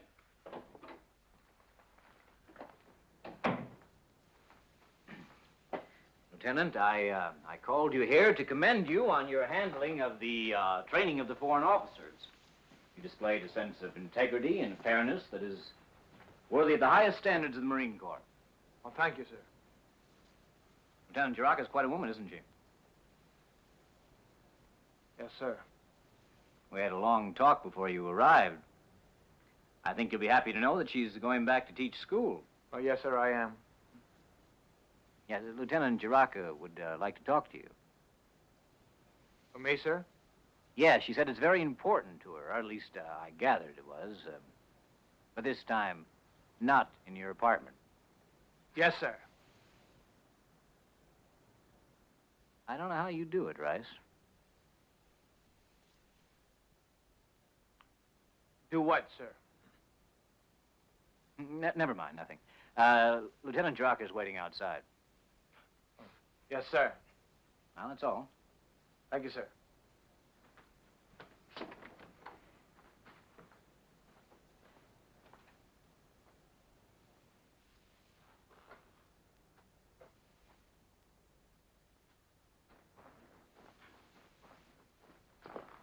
I'm leaving tonight.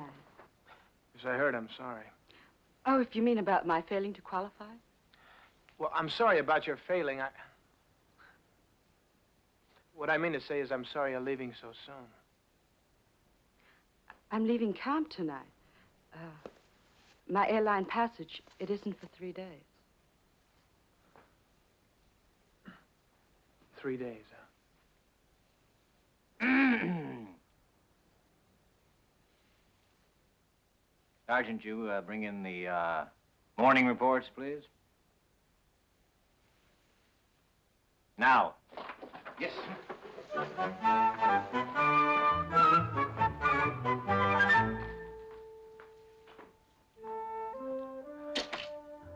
Three days. I want to spend more time learning your exotic American customs. Well, I think I like yours better. Such as always doing things a gentleman's way.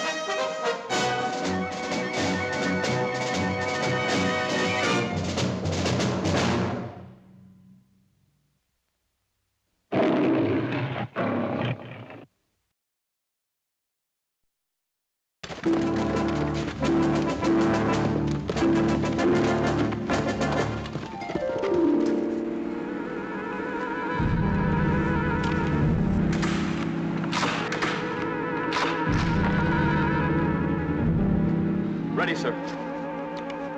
First relay's ready! Commence.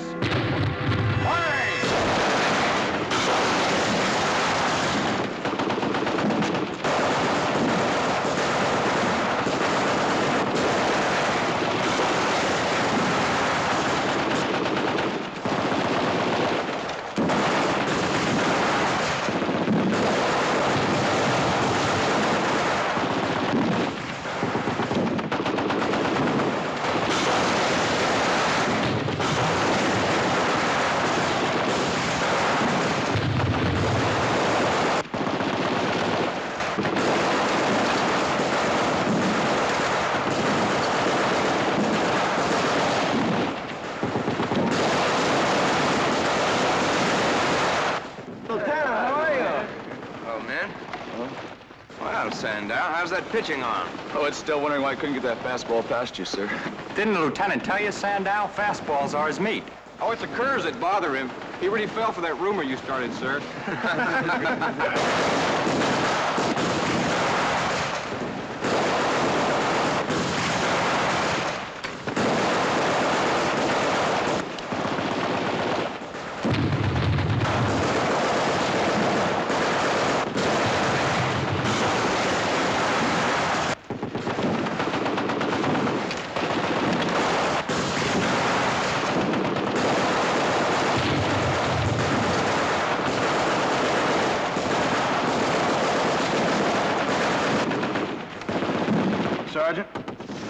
Give a special look to Matthews and Barducci, too.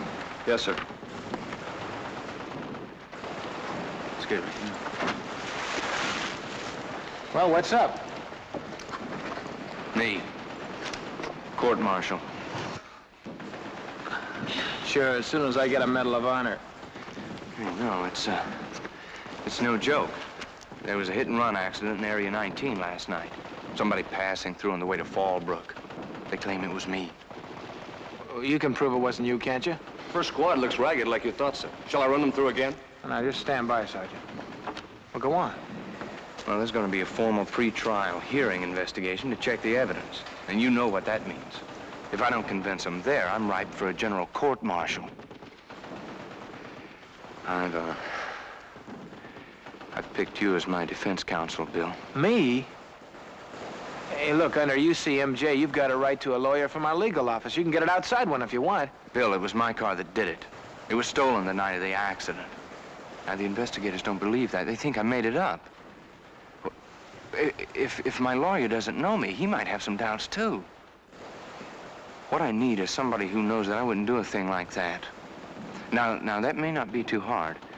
For one thing, I didn't leave my apartment at all last night. We just need a way to prove that. Oh, and by the way, I've been restricted to the base. I gotta check into the BOQ now. The code gives me a choice, and... well, I'm afraid it's you, Counselor.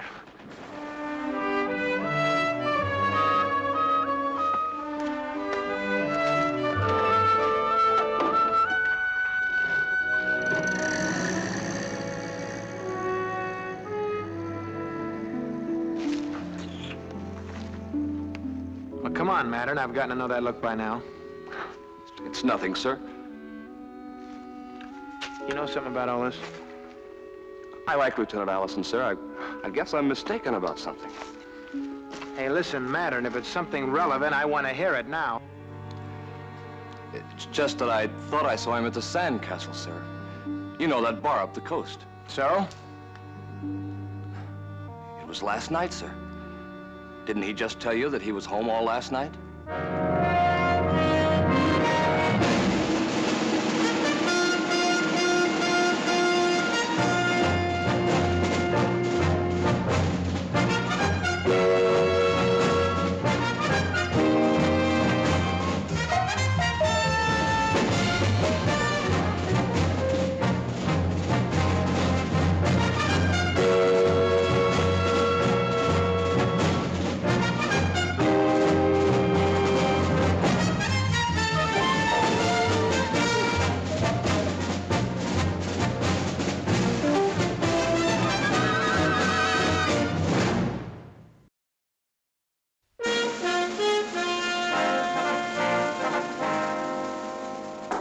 Come in.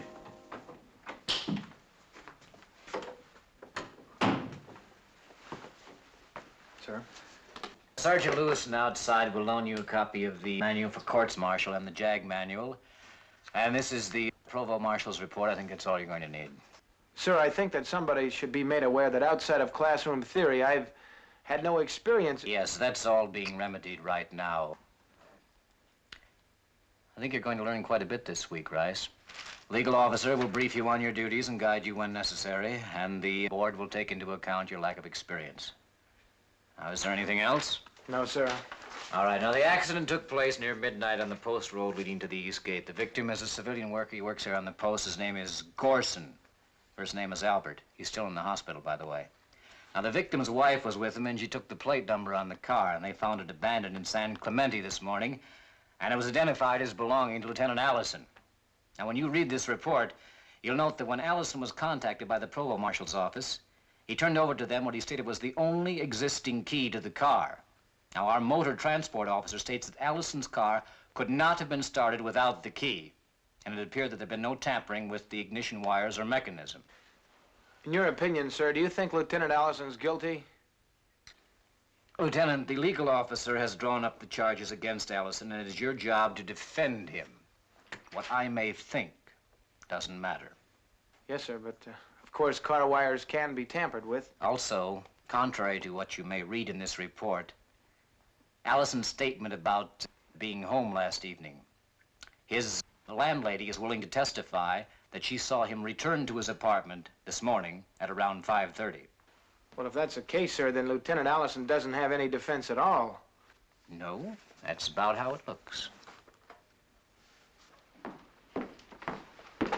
Honey, you shouldn't have left work to come all the way out here. Do you think I could sit at a typewriter after hearing you're in trouble? What's going to happen to you, Jerry? Oh, I'll be okay.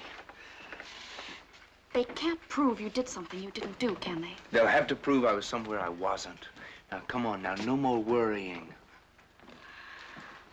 Actually, I'm worrying about very selfish things. Like how long will it be before you can leave the base again? I've gotten very used to seeing you, Jerry. Kiss me. Oh, somebody else could come in. A shy Marine. Next, I'll probably see a purple cow. I want to, believe me. It's just that, well, you're not the kind that, I mean, you know, there are some girls that you can just grab and kiss anywhere, but then there are others who are special. Oh, you've got us all neatly categorized, haven't you, Lieutenant? Enough to know that you're different. How? Come on. How am I different? Tell me, or I'll assault you. Is it because I'm like your mother? You said that to me once. If it'll relieve your mind, I'm not looking for a mother. I mean, I don't have a complex or anything like that. You know, Lieutenant, being compared with someone's mother isn't generally considered.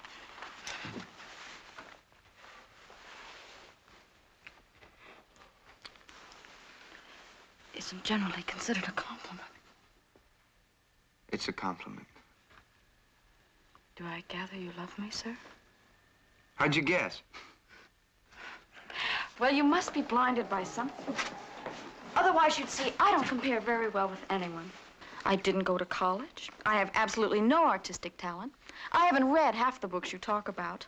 I'm a terrible cook. No, you just happen to be a great cook. Well, tacos, anyway. You're smarter than any cum laude I've ever met. And what books you haven't read, you're going to read. I'm going to see to that. Is that how we're going to spend our evenings? Well, no, that's partly how we're going to spend some of our evenings, though. Now, if you get any better offers, Miss Sharp, you just... I'll probably get better ones, but none I'd... Oh, you lovely, wonderful square.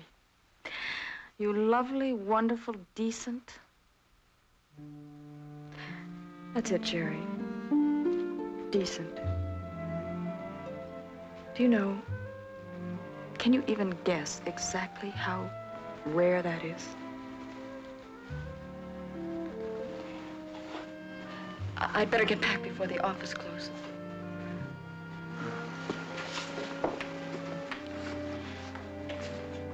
You'll call tonight? I'll call.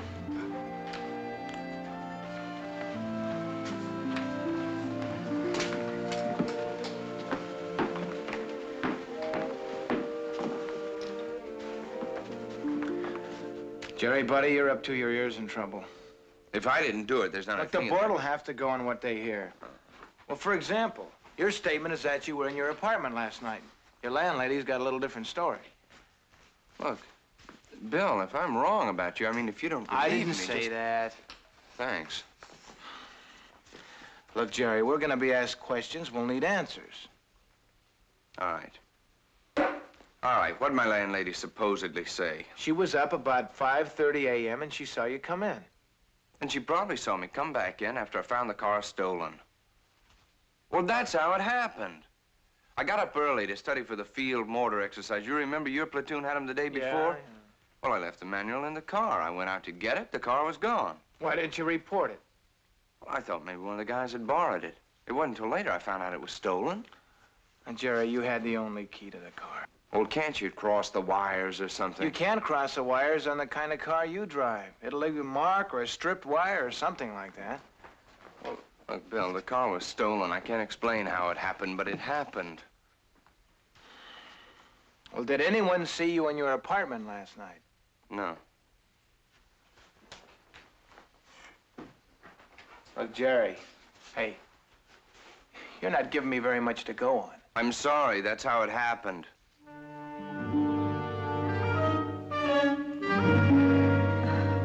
don't you leave him alone? Can't you see when he tries to talk, it's like somebody sticking a knife into him? Mrs. Gorson, I don't want to cause your husband any trouble. We told you everything we know. But if it was dark, ma'am, how can you say you saw the license plate correctly? I saw it, that's all. After the car hit my husband, it stopped for a couple of seconds, and I could make out the license number. But it was too dark to make out the driver, ma'am. Look, Lieutenant, we all know who it was. This isn't the first time I saw one of you young officers in your fancy cars going 60 miles an hour without a look to see if somebody might get killed. I understand how you feel, but... In the first place, you don't know how I feel. Here's a man, a good man. He worked all his life. Never saw the inside of a hospital, except maybe to bring some flowers to somebody. And now here he is. And the doctor can't even tell me if he's going to be able to get out of here in his own 2 feet. I realize it. And in the second place, if you officers stick together and try to make out I couldn't see that license plate, I'll swear I did see who was behind that steering wheel. Somebody's got to pay for this. You lie and protect your friend, and I'll protect my Albert. Do you understand? Hey.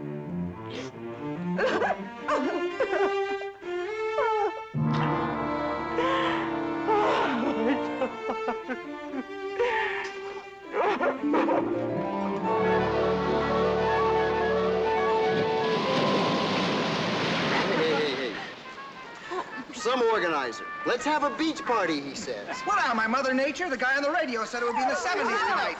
Must have meant body temperature. Besides, you don't listen to everything you hear on the radio. It was an FM station. Hey, look who's coming to the party. Yeah, he's the only one dressed right for it. Folks, you all know Clarence Darrow. Clarence? How come you always call him Bill? He hates the name Clarence. Wouldn't you? Look, Stan, can I see you for a second? Yeah, sure. Take notes while I'm gone. Sorry to take the life of the party. Look, I hear a couple of these guys are from Allison's old outfit. I understand they knew him in Quantico. Yeah, Mike was in 2nd Battalion. Why? Well, I've only been with him a couple of months, see, and I thought I knew him, but maybe I better make sure. Yeah. Hey, Mike? As a matter of fact, Chris went through training with him, too. Chris? Yeah, what's up? I shouldn't even be talking to you. How about filling Bill in on Allison? Yeah, look, I don't like to talk behind a guy's back, but it's kind of important. Allison picked me to act as his counsel. So what do you want, a character rating? Top 5% of any group you could put together, okay? And if you're asking, would he pull ahead and run? He wouldn't. Now, half a 2nd Battalion would give you odds on that. Well, a lot of people seem to think he's lying. Hey, Bill, this guy is so honest, I doubt if he'd even bluff at poker. Real white knight, huh? Is that so bad? No faults at all? Hey, I didn't say that. Even I have faults. I couldn't actually name one right now, but... Knock it out. All kidding aside, unless I can help him, he's really had it. Now, can somebody give me something? Okay, you want to hear the one thing I heard against Jerry? He took that dame out over at the PX, and he bored her to death. What, that little blonde? Oh, man, now, if he struck out with her. Hey, I didn't say he didn't like girls. I mean, he's a little shy. Maybe he doesn't really swing. But if that's a fault, okay, he's got one. But that's the only one he's got. Thanks a lot. Sure. We'll see you later. See you, buddy. Hey, Bill, I like him, too, if there's anything I can do. I'll call you.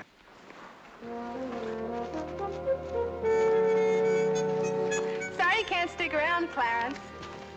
Yeah, me too. Hurry back, I'm freezing. Promises, promises. See you in court. Ah, here we are. Okay. 10:35. The president of the board opened the session and made the following statements. This is a formal board of investigation convened pursuant to Article 32 of the Uniform Code of Military Justice and the provisions of Chapters 4 and 5 of the Manual of the Judge Advocate General of the Navy. This is to advise the board that charges have been served on Lieutenant Gerald M. Allison this date. Lieutenant Allison, have you been informed of your rights as a party to this investigation? Well, sir, we did talk about some of the... I'm addressing Lieutenant Allison. Yes, sir, I've been informed. For the benefit of those who have not participated in hearings of this type, let me point out that our purpose here is not unlike a civil grand jury, being that of determining whether or not sufficient cause exists to recommend that the accused be brought before courts martial.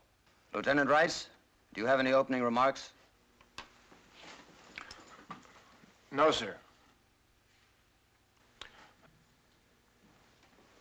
All right. Lieutenant Markley, you may proceed. Thank you, sir. With the consent of the accused, may we have a stipulation that one Albert Gorson received severe bodily injury due to a hit-and-run automobile accident on April 19th of this year. Does the accused join in this stipulation? The accused agrees to the stipulation. I'm addressing the accused, Lieutenant. You do understand, don't you, Lieutenant, that you are the counsel for the accused, and the gentleman seated to your left is the accused? Yes, sir. Do you agree to the stated stipulation, Lieutenant Allison? Yes, sir.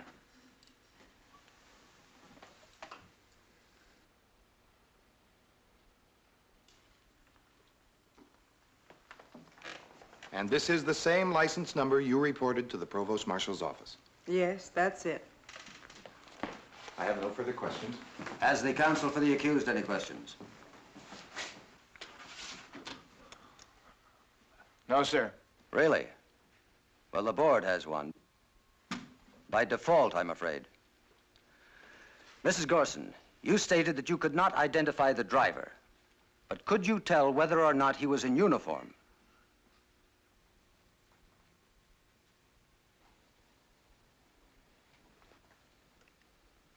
I couldn't see. Thank you. The witness is excused. We'll break for lunch. The board will recess until 1300. No, make that 1400.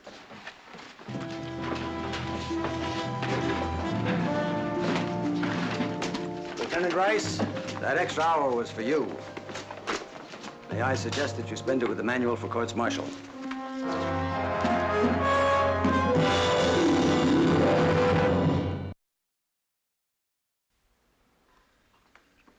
The gun's too loud, Lieutenant? Are your feet sore, or what? No, sir. I'm just not doing a very good job. No, you're not. I sat in for a while this morning. What is it? The rank on the board, or what? It's not that at all, sir. If this were a minor charge instead of something that might affect Lieutenant Allison's entire military career, What I mean is, Captain, if Allison's defense is amateurish and floundering around, We make the assumption, Lieutenant, that any schooled and qualified officer will not flounder amateurishly around in any job to which he can normally expect assignment. Sir, I don't like to see Lieutenant Allison penalized because I fouled up his case. Request denied. I respectfully submit, sir, I'm insufficiently acquainted with procedures and not fully prepared to function as counsel for Lieutenant There Allison. are blasted few times, Lieutenant, when an officer can come to any task fully prepared. And that's true whether his name is McAuliffe, or Puller, or even Rice. Now, if you are laboring under the delusion there's some sort of exact military science involving fully prepared leaders, complete information, and ideal conditions, forget about it right now, mister. Battles are won by men who can reach down inside themselves and find something. Ingenuity, resourcefulness, something that tips the balance, regardless of preparation, odds, equipment, position, or even experience. We call that leadership, Rice. Now, I would suggest that you start showing some. Sergeant, can you identify this key? Yes, sir. That's the automobile key that Lieutenant Allison gave me when we went to his apartment. Did you ask Lieutenant Allison if there were any other keys to his car? He said there were no other keys to his car. Thank you. I have no further questions.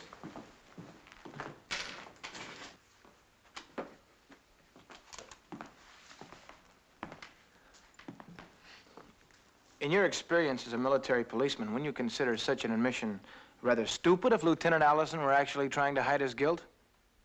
Wouldn't he be better off to state there were other keys lying around so it could be assumed? Objection. This is argumentative and calls for an opinion on guilt or innocence. Sustained. But Lieutenant Allison did openly and freely volunteer to you that he had only one key. Yes, sir. No further questions.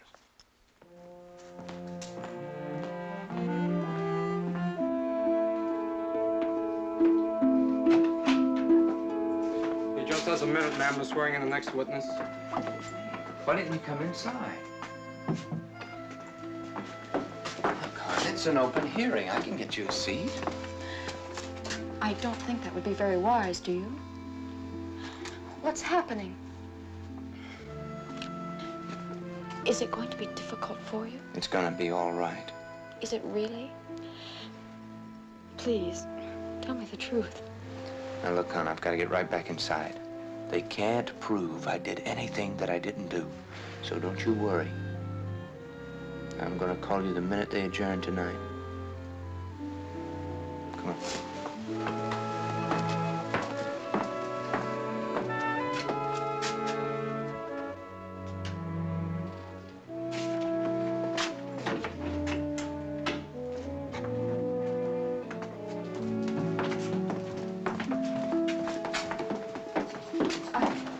I know you, right? I don't think so. Do you know Jerry? Lieutenant Allison? Yes? I'm a friend of his. Can you tell me how it looks for him? Things could be going better. Thank you.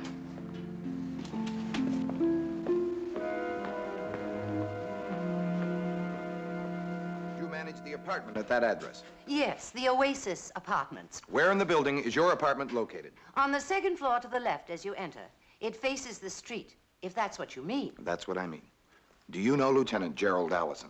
Yes, I do. Would you point him out, please? That's him, right there. May the record show that the witness indicated the accused. Now, did you see the accused on the morning of April 20th? Yes, I did. Will you tell us the circumstances, please? Certainly. It was about 5:30 in the morning. You know how cold it's been lately. Well, I woke up shivering something awful. I got up to turn on the heat. My wall thermostat's not working too well. Anything the tenants want, fine. The owner gets it for them right away, but not for me. I'm just the manager. We understand. You got up to turn on the heat? Yes. I heard this noise in the street. I looked out, and I saw Lieutenant Allison come up the front steps and go into his apartment. Thank you. Counselor?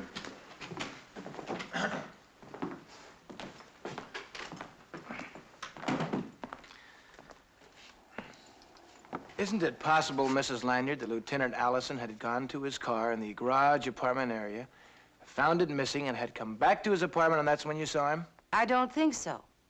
Well, you're assuming that's not the case. I'm not assuming anything. You see, the noise that brought me to the window was a car door slamming. It was Lieutenant Allison getting out of a taxicab.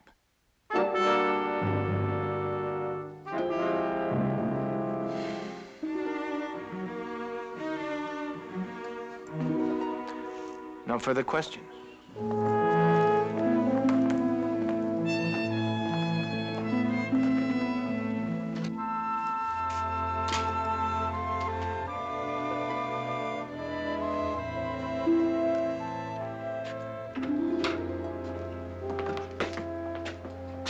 Oh, boy. Well, go ahead. Say it. You say it. Was she lying about the taxi, too? No. The White Knight. What does that mean? Oh, come on, Jerry. Were you lying about the accident, too? No. You want to see me? Yeah.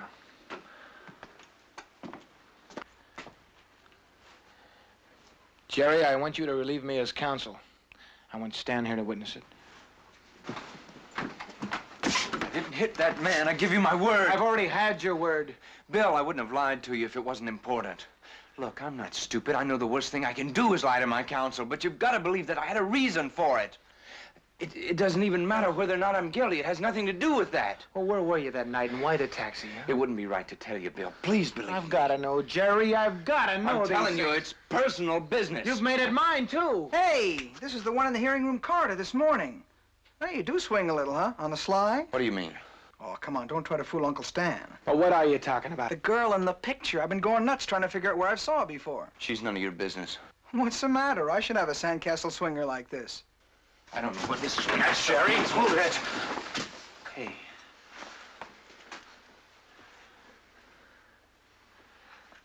Is the Sandcastle Bar the one up on the Coast Highway? Yeah, the one a couple miles north. The MPs call it Girlstown. Okay, so I'm wrong. You better believe it, mister. Yeah, we better get out of here, Stan, huh? You first? Huh? Okay, yeah.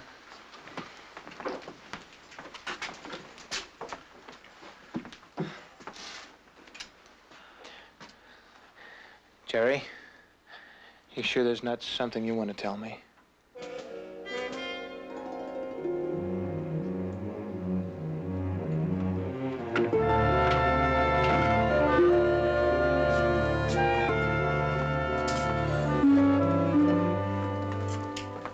What are you doing tonight? Why? I want you to play tourist guide for me. Name it. Girlstown.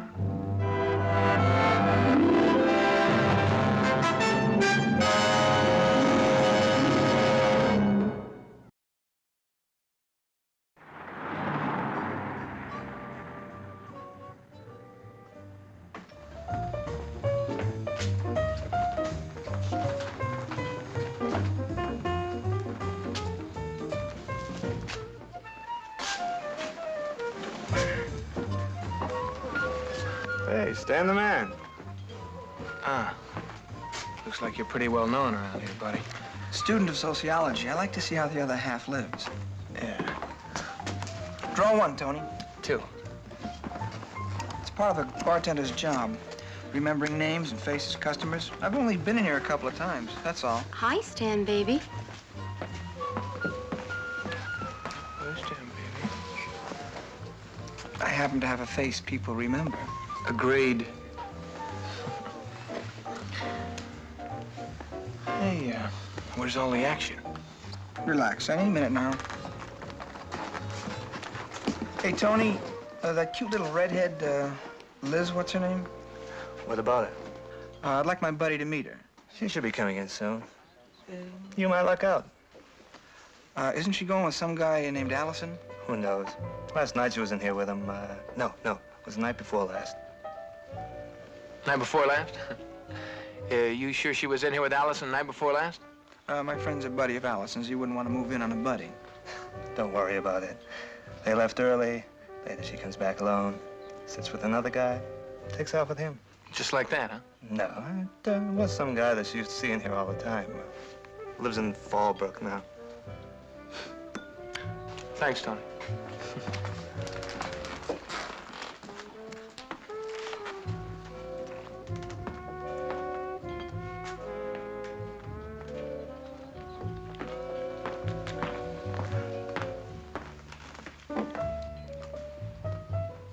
Better move out, Lieutenant. Before the fleet moves in. Kind of unnerves the clean-cut Midwestern type, doesn't it? Maybe I better take care of it. Have faith, huh? I've got 5 that says you strike out. You're on.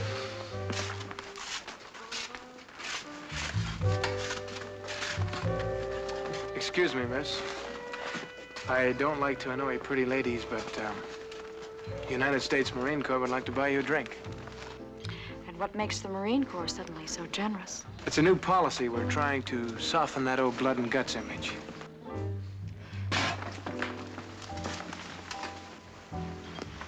Cigarette?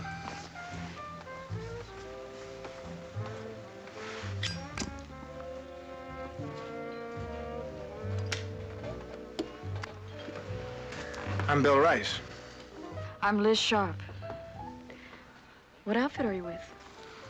Well, actually, I'm an undercover civilian. Not with a suntan and crew cut.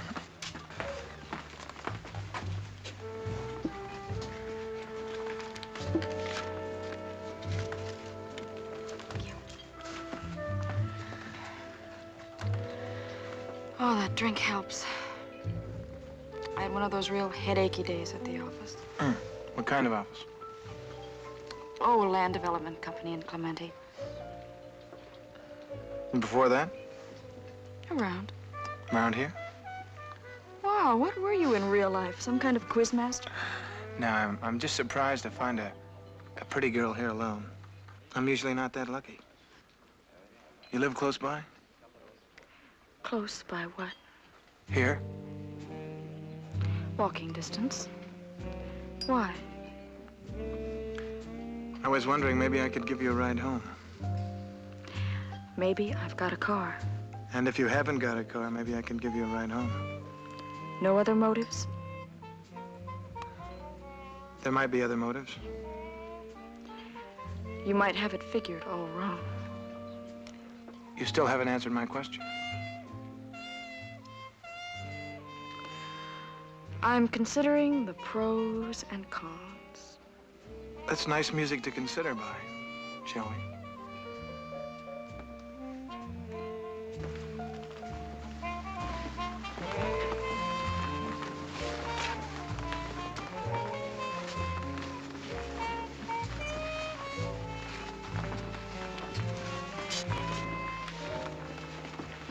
You've been to dancing school. Well, I just browsed through the tech manual You mean they have a manual on that? on everything.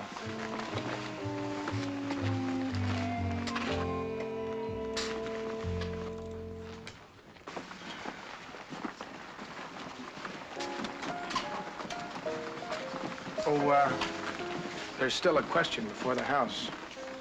What about your buddy at the bar? Come on, I'll show you what buddies are for.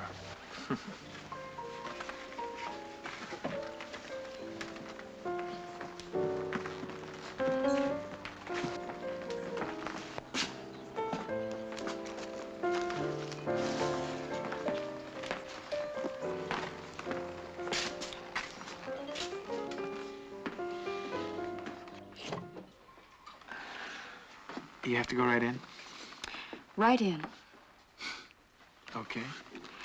Okay. I'll fix you one drink. That'll make us even.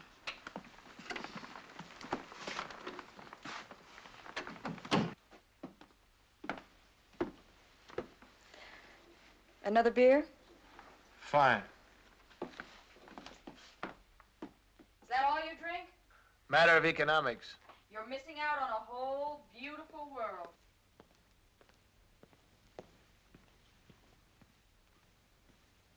Thank you.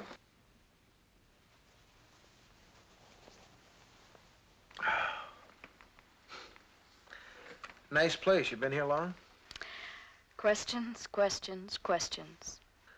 You interest me. I'd be flattered if I didn't know why. No, I doubt if you do. Did Lieutenant Allison like it here, too?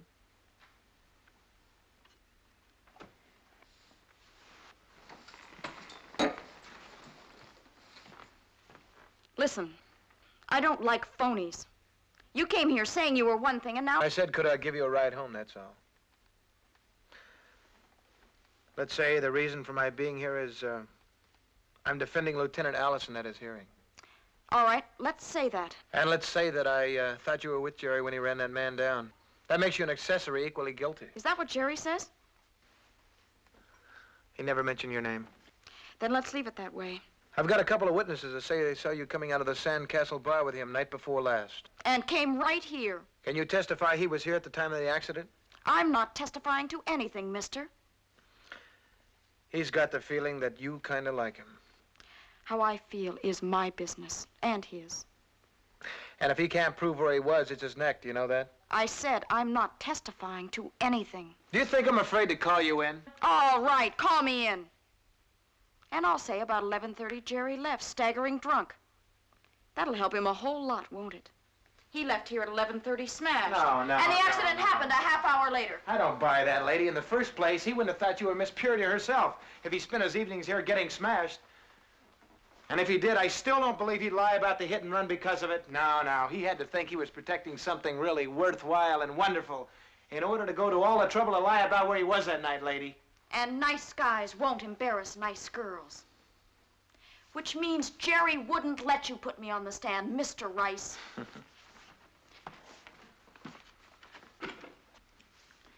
Good night. You know, Jerry and we used to talk. About politics, religion, about a lot of things. Maybe we should have talked about girls. Now, you take this place, it's pretty nice. Must cost about $150 a month. That's a lot of money for a little old secretary, isn't it? I also spend a lot of money on clothes. I spend a lot of money, period. It's a cold world, and I scramble to enjoy what I can, just like you do. If a guy wants to give me a present, I take it. But only if it's really a gift. Better go before you say some word you'll be ashamed of later. How about thanks for the drinks, Miss Sharp? And even if you should convince Jerry, I still wouldn't call me as a witness. I get confused under pressure. I say all sorts of things. All sorts of things about Jerry? No, about us. Oh. You know, those parties. It's the sort of thing that might not look too good on your record. And I can get proof. My girlfriend, Peggy. I know Peggy, too, huh? You'll find out you do. But I'm not making Peggy up. She's real. She lives next door, and she's a friend. She'll be glad to come in and testify, too.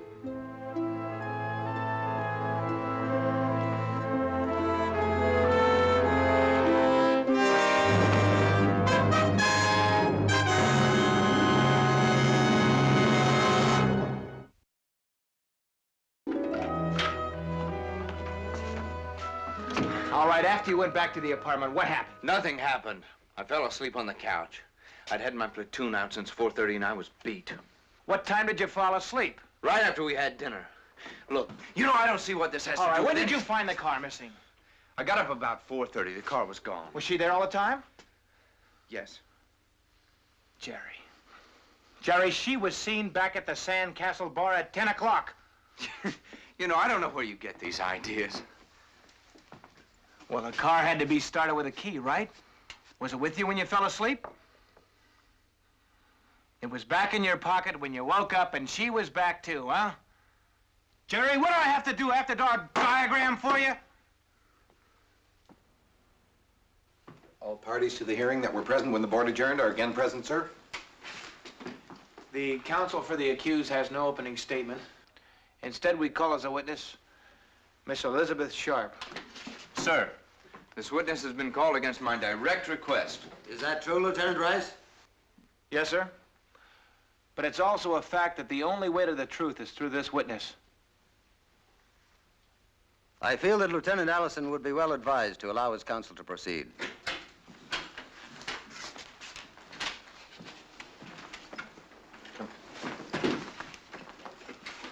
Raise your right hand. Do you swear that the evidence you give will be the truth, the whole truth, and nothing but the truth, so help you God? I do. Take the witness chair, please.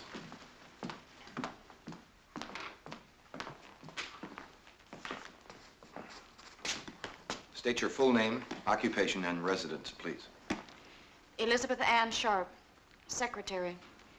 I live at 211 Sarah Road, Oceanside. Thank you. Lieutenant?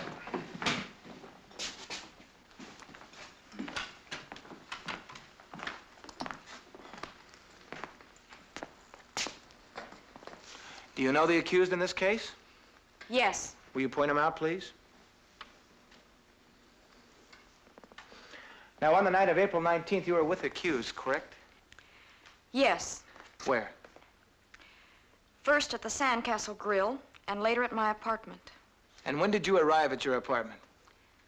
About 8 o'clock. And when did you leave your apartment? I didn't leave my apartment until the next day. And when did Lieutenant Allison leave your apartment? I think asking what time a man left my apartment is a highly personal question. And highly pertinent, too, Miss Sharp. I warned you that if you asked me that... You know, the other night you gave me testimony regarding this case. Now, if it's true, I'm inviting you to repeat it now, if you would like to. He left my apartment about 11 o'clock that evening. And what condition was he in? He was so drunk he could hardly stand. Lieutenant, I presume that you have some reason for this line of questioning. I do, sir. Well, I hope so. Proceed.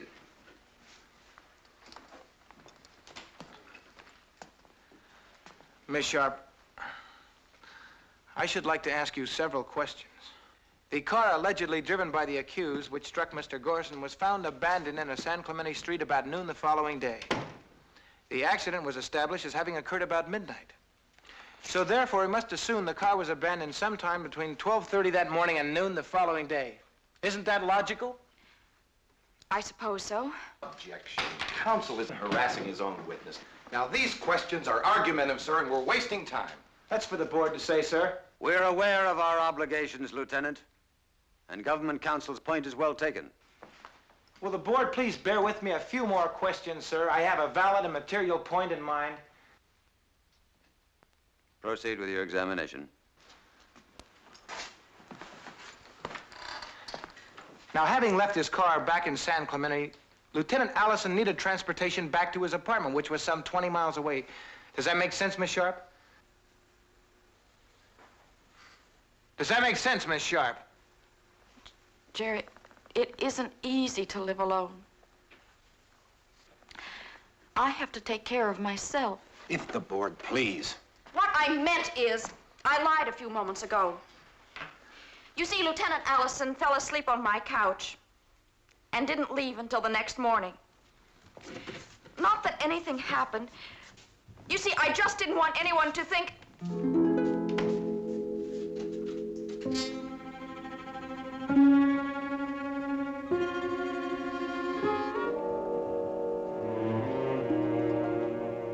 Well, you see, Miss Sharp, in order to determine exactly what time Lieutenant Allison did leave your apartment, we contacted all the cab drivers on duty in San Clemente that night. And we found there were only 2 of them, neither of which could remember the defendant. Objection. Counsel is attempting to introduce evidence, but if counsel would like to take the witness stand. I'll withdraw the statement.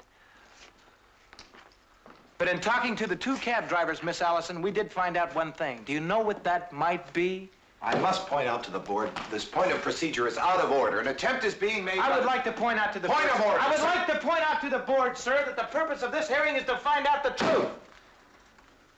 Now, I may not understand every rule, but I know that's the spirit behind all of this. None of which requires cross-talk between counsel.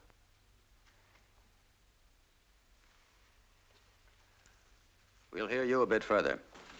Thank you, sir. Miss Sharp, did you leave the apartment that night? I told you the truth about Jerry.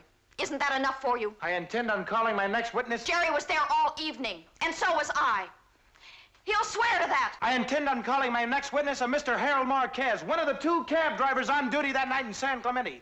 He just happens to be the gentleman in the jacket seated there in the...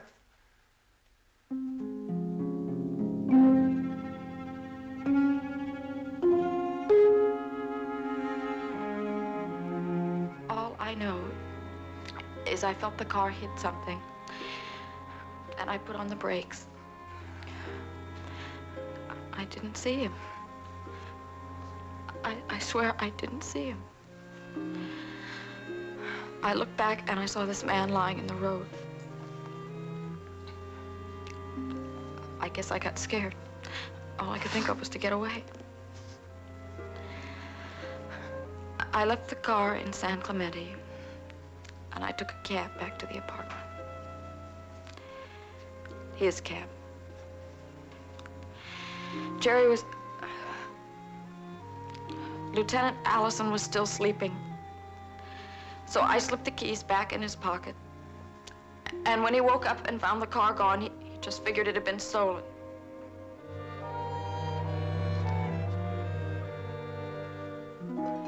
Is that what you wanted?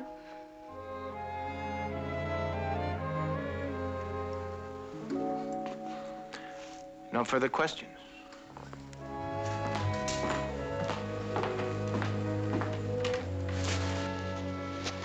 I have no further questions. Witness is excused. Lieutenant Markley? Yes, sir? You will notify the United States Attorney of this matter. Yes, sir, I will. The board now wishes to address a few words to the accused. Lieutenant Allison, you will please rise. I can only assume that your false statements to the Provost Marshal were prompted by some vague and misguided sense of gallantry. However, your behavior in this matter is certainly not to be condoned. Yes, sir. I realize I was wrong. In fact, I am directing Lieutenant Markley to send a complete report of this matter to your commanding officer. And I recommend that you be officially reprimanded. Yes, sir. However, as to the charges and specifications here, I will recommend that they be dismissed. I would also, at this time, like to commend both counsels on their conduct. This investigation is now closed.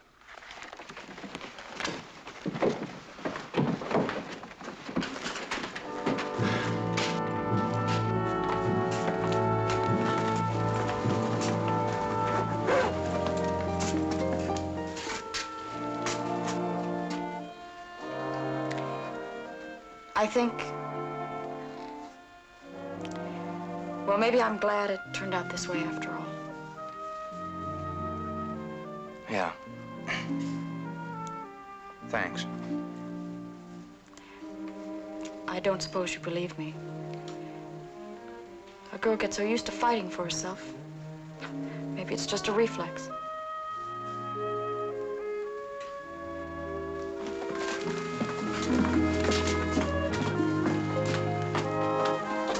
Well, I guess they won't trust a guy like me with troops. Troops, maybe. Girls, no. Explain to them, they're different. You know, this is gonna sound kind of stupid. Yeah. Funny how close a girl may be to what a guy really wants, but still miss it so far. Yeah, that's what I mean.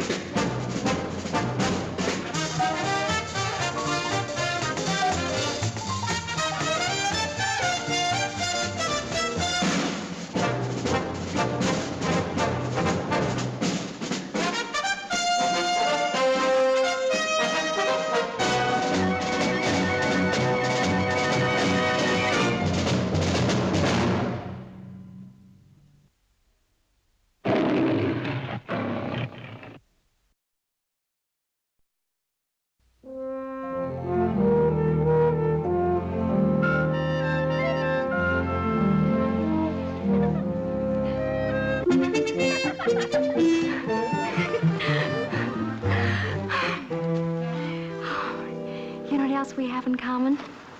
You like to look at me.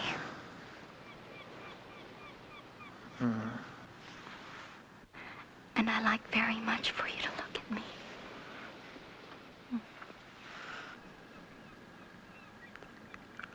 Oh, that's so nice. Happy anniversary. Happy what?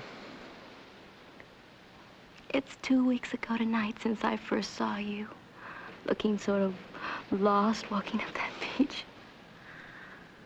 I wasn't lost. But when I saw you, I wasn't. You'd just been in the water. And you look so fresh and salty. You know what I've wanted to do for the last 14 days. What would you want to do? Ow! Hey, you! Okay, yeah. No! I'll dream! I'll sue you! You'll sue me, all right.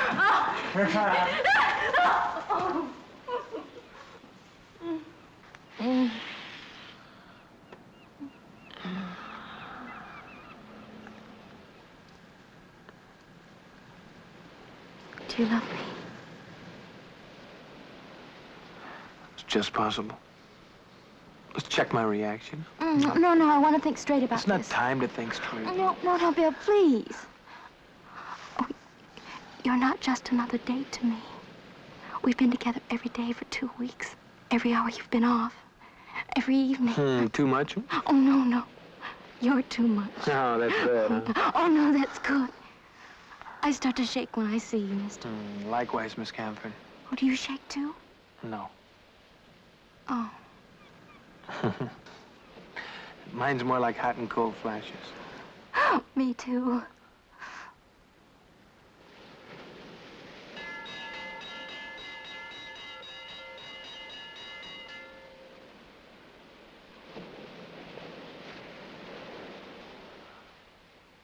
Either we answer that or they'll send out a search party. Was I saved by the bell?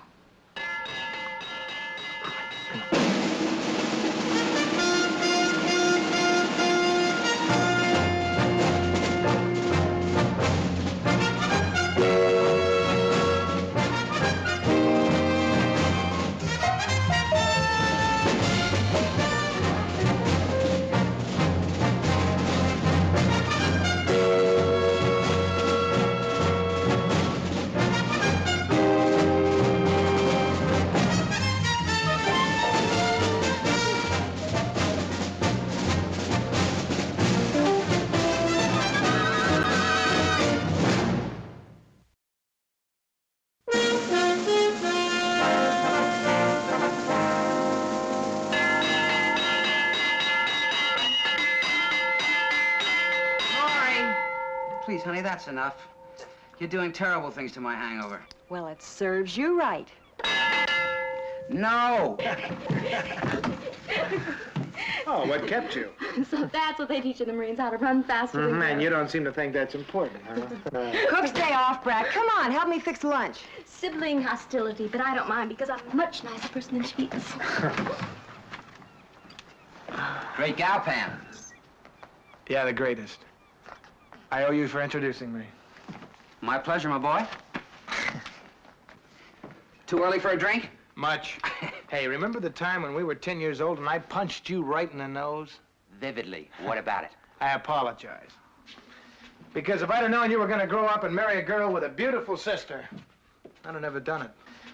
And in the absence of my father-in-law, I feel it is now incumbent on me to ask you if you intend to do the right thing by this innocent young maiden. As soon as I find out what the right thing is, yeah. How about marriage?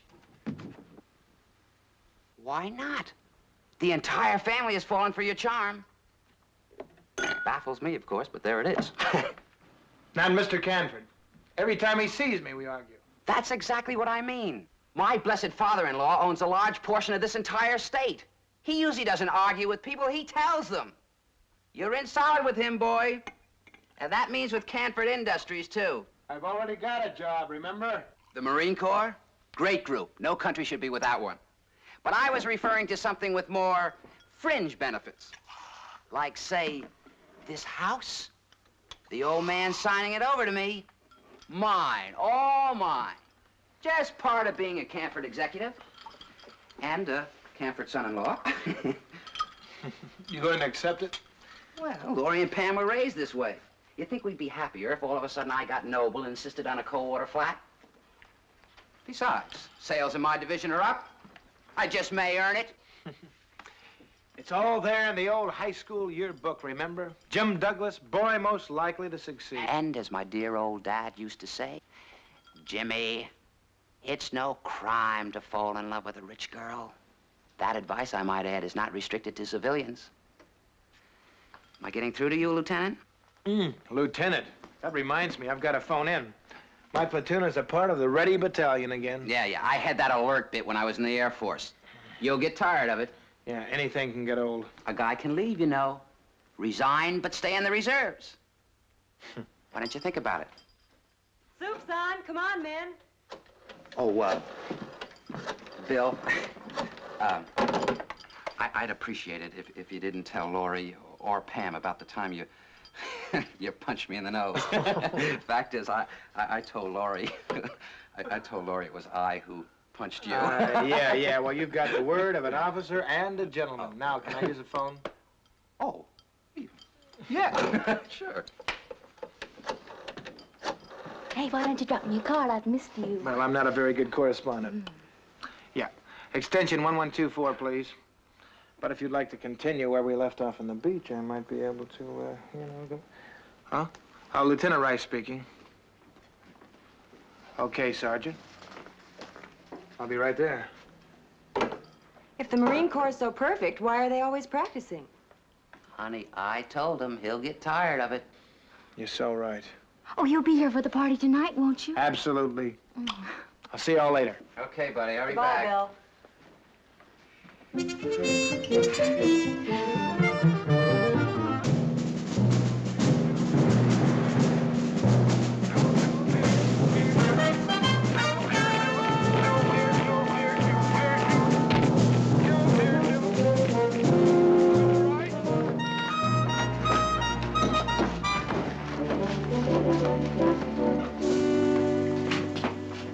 Hi, Stan. Face familiar. Wait a second. Don't tell me. I'll remember the name in a minute. It's Dice Price. Very funny. Now I know you're Bill Rice, alias the Society Kid. Hey, knock it off, huh?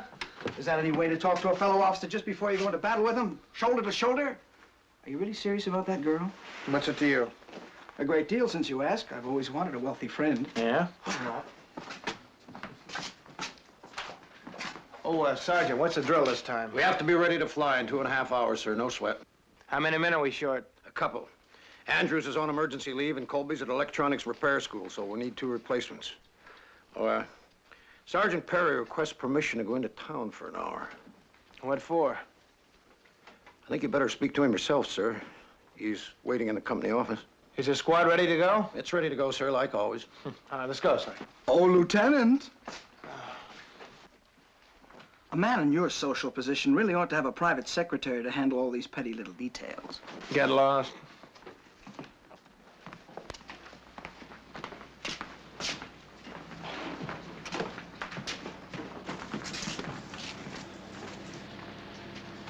We'll have a working inspection of the men's gear inside the barracks in 5 minutes, Sergeant. Yes, sir.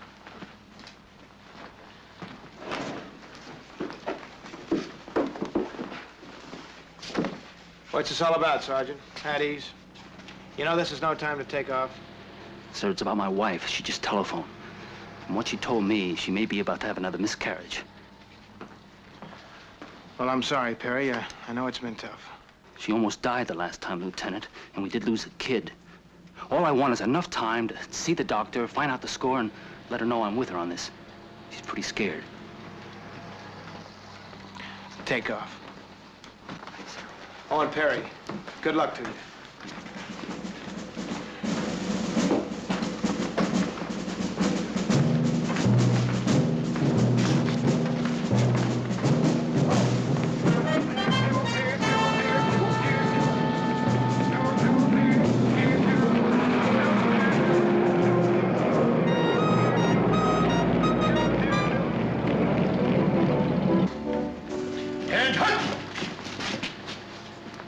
Carry on. You all set? Yes, Lieutenant. I just found out they pulled Colby out of electronics repair school, so he'll be here on time. They went to the trouble to pull Colby out of school? And all minor brig cases they're granting amnesty to. Looks like they're doing everything to make this look like a real thing. Guess so.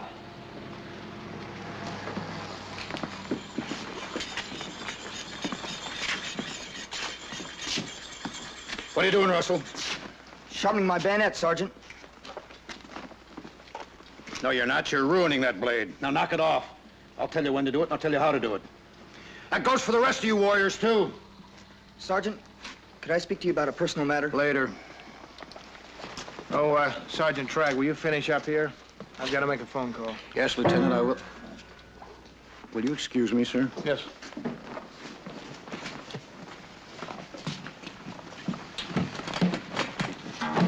All personal gear is supposed to be boxed and on the way to the warehouse, Baxter.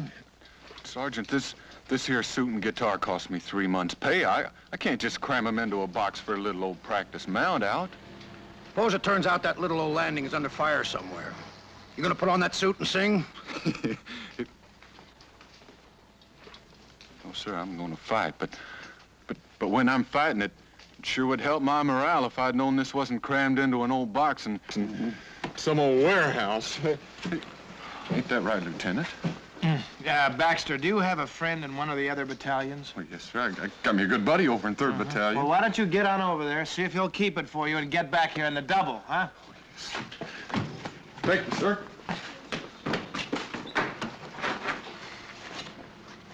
Turn.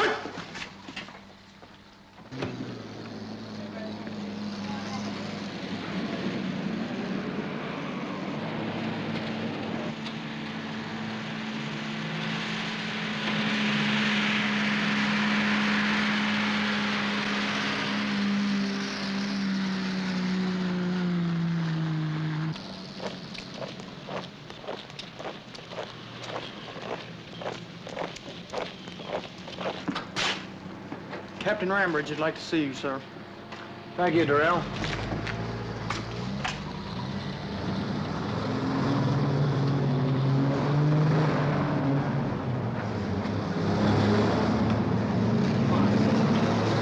They're headed for the airstrip, sir.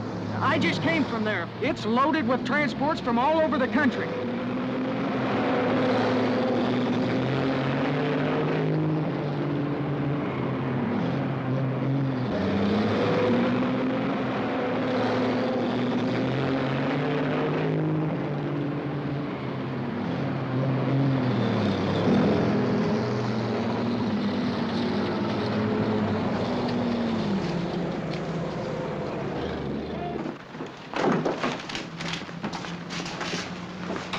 You know that stuff about us being the first to fight? Yeah? They weren't kidding.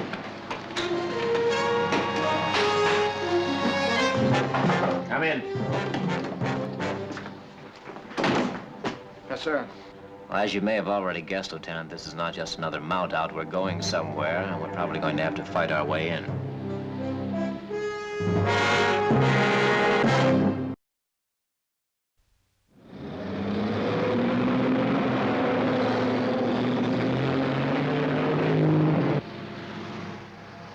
I can't tell you what our destination is, Rice, but you and all of your people will get that information after we're aboard the aircraft and on our way.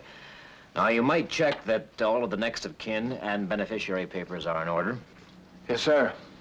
Are you full strength and ready to go? We will be, sir. And what does that mean? Well, Sergeant Perry's in town, sir. On whose authority? Mine, sir. His wife may be about to have a miscarriage. I gave him permission to go. Well, they're already shaving our get-ready time. I would suggest that you take a vehicle and go get him. Aye, aye, sir.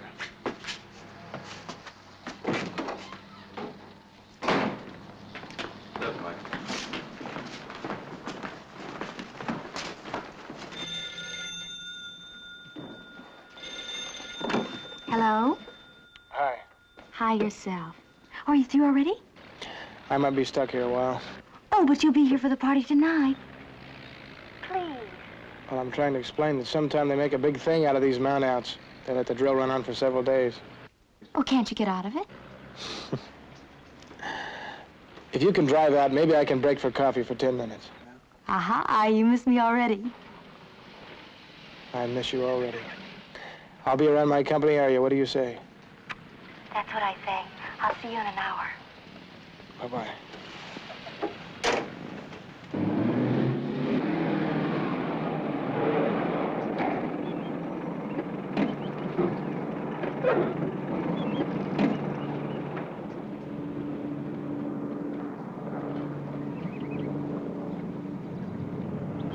How is she? Not good, sir. It's premature like the last time. Look, Perry, I'm sorry, but we've got to get back. Oh, I can't leave her now, sir. This mount out? It's not practice. Honey. I gotta tell her something, sir. Go on, go on.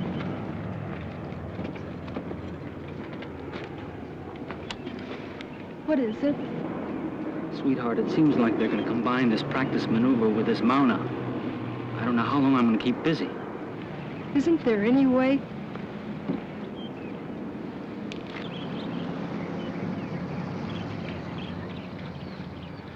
If I pull away suddenly like this now, she could get frantic. Look, I could leave once she's in the hospital. It's right on the way, sir. I promise you the ambulance will get me back by the time you are. Don't you put my head on the block. I won't, sir. Thank you.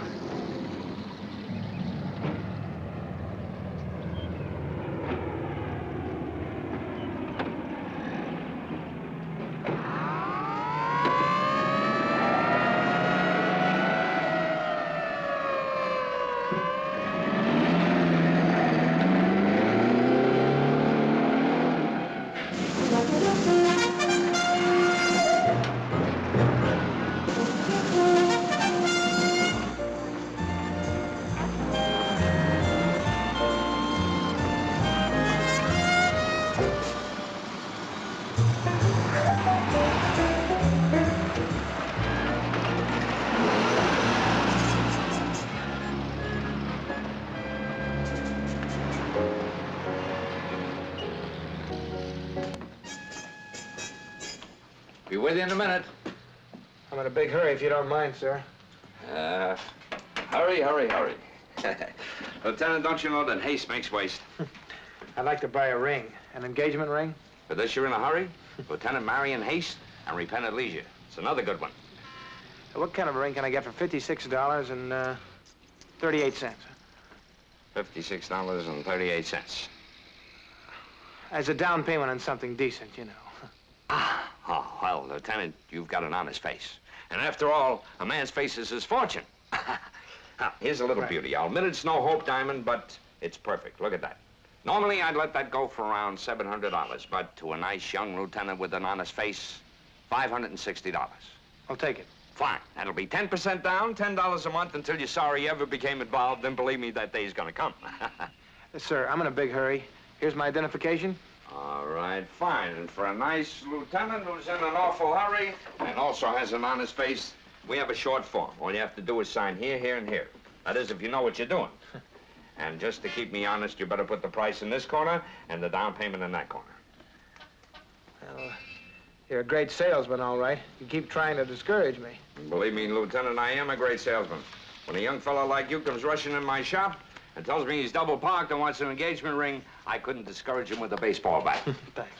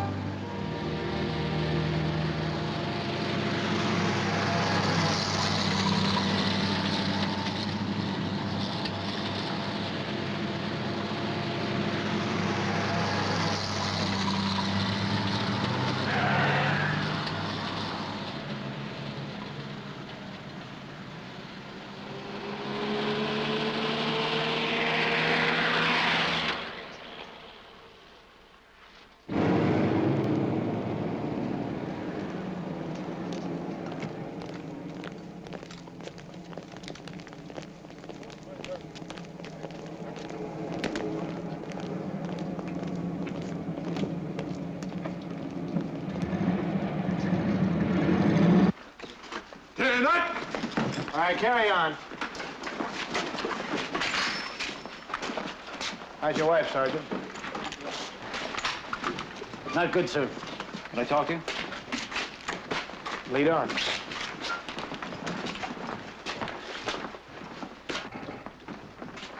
I want out, sir. If I leave here, my wife and kid are gonna die. I know it as sure as I know my own name. That's a lot of nonsense, Perry. If she hears about this, if she calls for me and they have to tell her I'm gone... I'm sorry, Perry. If I let you out on this basis, others are gonna... There isn't another man who's got as good a reason, sir. Now, I'm almost out. My cruise is up in 90 days. I'm requesting replacement here and now, sir. Now, Corporal Martinez can take over the squad. We've already got an AR man who can replace Martinez. Excuse me, sir. Oh, Sergeant, where's the skipper? I want to talk to him about replacing Perry. Well, the captain's with the colonel, sir. Probably won't see him till we get to the airstrip. All right, Perry. You'll have to wait until I see him. You get your squad ready. Aye, aye, sir.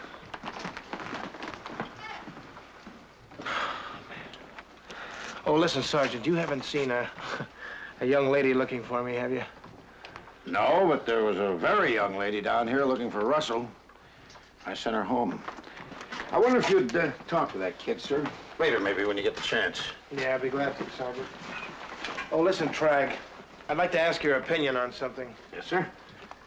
What do you think of replacing Sergeant Perry with Corporal Martinez as squad leader?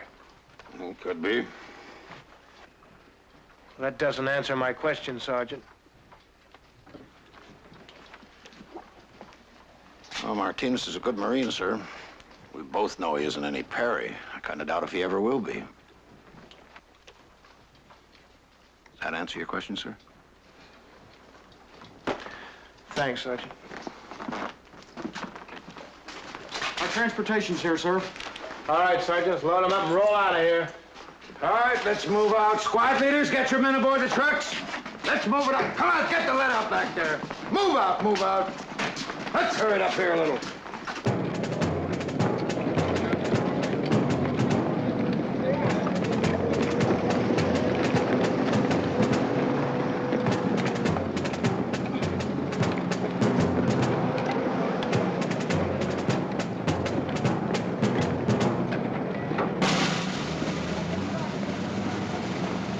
All right, squad leaders, get them in the trucks.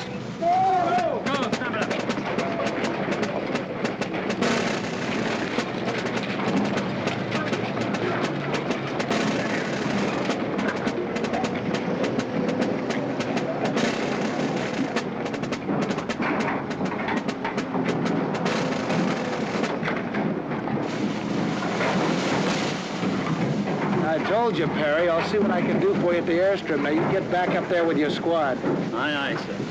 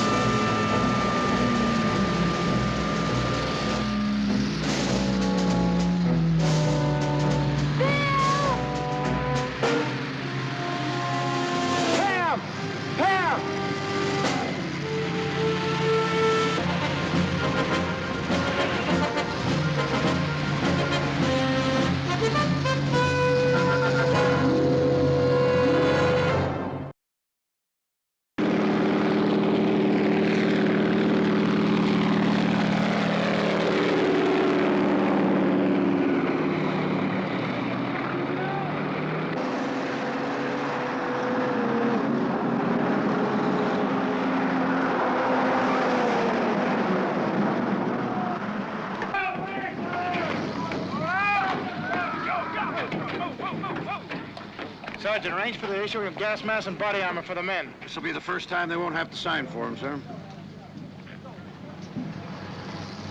Hey, Stan. You seen the captain? I saw his Jeep parked over near operations when we rolled in. Thanks. Hey, do the world a favor, huh? Put it back on.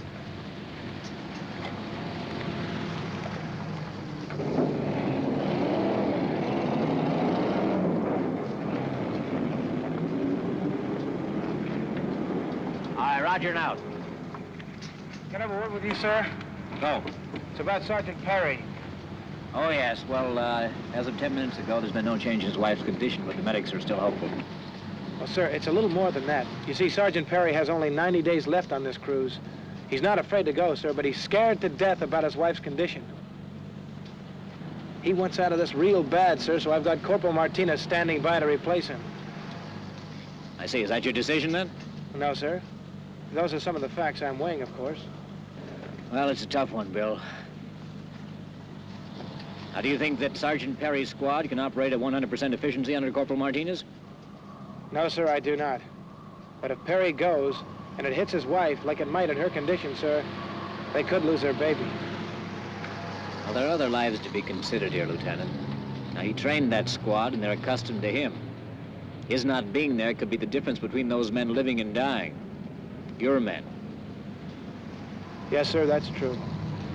Now, do you think that Sergeant Perry is a good enough Marine to work under pressure, regardless of his personal problems? Sir, that's another hard one to answer. Well, there aren't any easy answers. I know you feel sorry for Perry, and so do I. Sir, Sergeant Perry is a well-trained and superior squad leader. I think he'd do his job regardless. But I'm not Solomon, sir. I can't choose who lives or dies. Well, you may soon have to go out and order men to die, Lieutenant. It boils down to that. Yes, sir. It takes tremendous courage for men to obey such an order. In some way, it takes more courage to issue it. Does a man ever get accustomed to it, sir? The only way it's even possible is for a man to believe that what he's doing has to be done. It has to be done the best way he knows how. Now, regardless of what you decide about Sergeant Perry, you have my approval in advance. Thank you, Captain. Meanwhile, I want you to talk to your platoon. Discuss what's going to happen tomorrow, realistically. Drag will help you. Use them if you need it. Yes, sir. Company headquarters section will be moving out with your platoon. I'll see you on the airplane. Thank you, sir. All right, Bravo 6.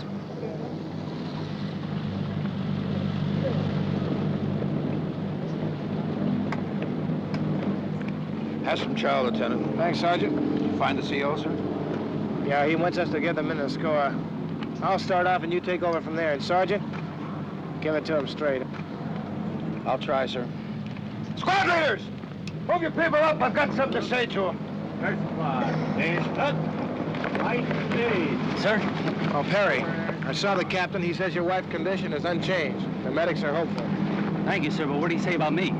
He left that up to me, Sergeant. I'm thinking about it. Turn, hut! Well, hey! Ready? Now, I don't know where we're going, but I know it's for real.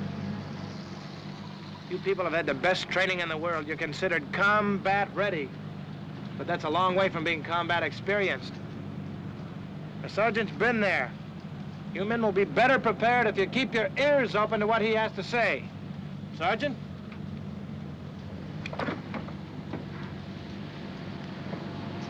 Turn around and touch the man on your right. Grab him by the arm. Squeeze it. If we go, and it looks like we will, this time tomorrow that man could be dead. Not dead like in maneuvers or in the movies, where they drop clean and quiet. More like a smash-up on the highway. Messy. People laying around crying and hurting. Some even screaming. Does that scare you? Well, you're crazy if it don't. That's the point. It's the unexpected that throws a guy. You know something's coming, you can handle it. Handle it even if it shakes you. That's what it's like. And that's where you're gonna find out the answer to the big question. Are you a man? You gonna stand up and fight, or you gonna break and run? May help you to know that all this has happened before. I've never known a Marine that didn't manage to handle it. I'm telling you all this so you don't freeze if and when it happens. If you don't panic, if you do remember what you learned in training, you'll stay alive. So that man on your right. Fall back in on your gear.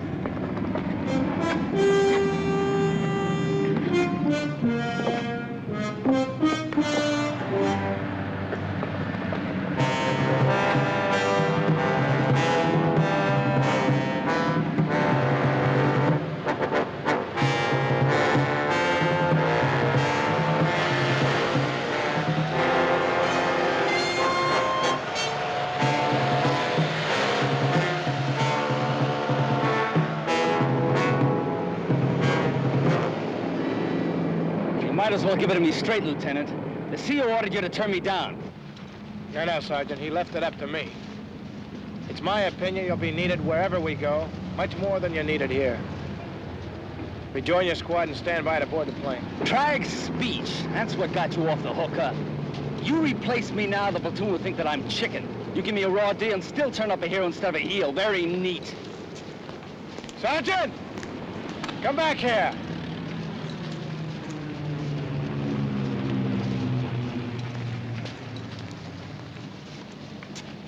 I gave you an order, mister. You'll acknowledge it in the proper manner. Aye, aye, sir.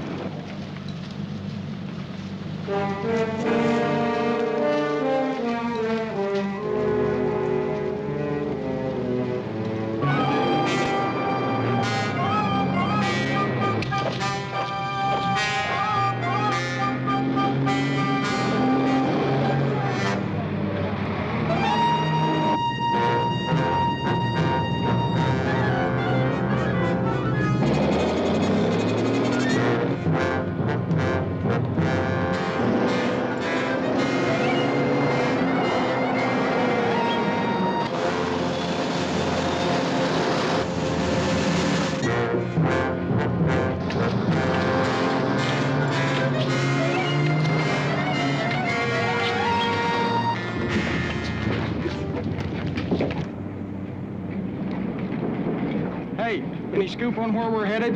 Simple enough. Just ask yourself where there's trouble. Oh, man, you're smart. You know anywhere there ain't no trouble?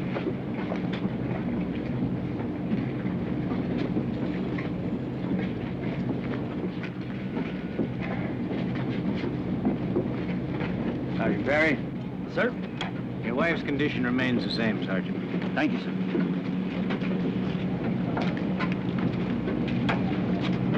Have any doubts about your decision, Lieutenant? No, sir. You know, you'll be going into combat with a man who'd be very happy to see you in hell.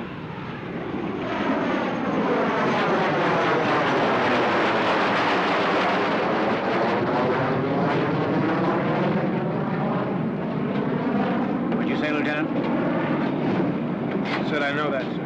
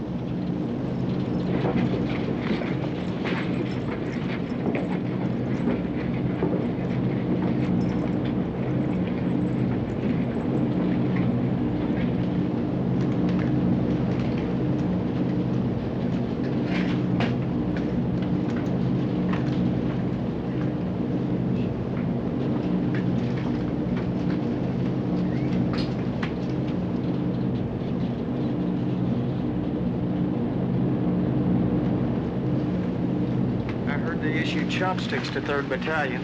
You're nuts. Now, what does that spell to you? Just what I expected. Yeah, you see? Sure, now they start a story like that, and then bango, we hit the Caribbean. Well, what about the heavy weather gear, huh?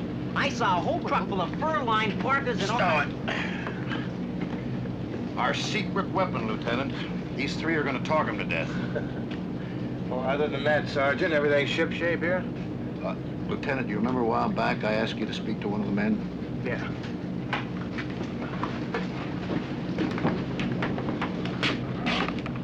How's it going, Russell? All right, Sergeant. Good, good. Show the lieutenant what you got in your pocket. Oh. Still wet behind the ears, and he goes in hot for an engagement ring. Sir, I had my girl waiting for me in front of headquarters. Well, the sergeant wouldn't even let me go talk to her. That's right, I wouldn't. You know the reason why? This happens every time the guns begin to shoot. Whenever they think maybe they're going to shoot. Right, Lieutenant? Right, Sergeant. It's nature, that's what it is. When nature comes in, common sense goes out the window. Oh, Sergeant. Pitiful, isn't it, Lieutenant? Yeah. I know, you got the big urge to leave something permanent behind. It's natural, but it's just plain stupid. You know why, Russell? Let's just say you got yourself clobbered. You want to leave a widow behind, maybe a kid? No, but... Well, all right, say you came home in one piece, then what do you got? Well, she's... You got a wife, that's what you got. A teenage kid that's a complete stranger to you. Now, you take that ring back. If the guy you bought it from gives you any static, you just refer him to me or the lieutenant, do you hear? Aye, aye, Sergeant. Well, they'd want everything in a hurry. Anything wrong, sir? Oh, no, sir. Oh, Lieutenant, thanks for speaking to the kid. Anytime, Sergeant.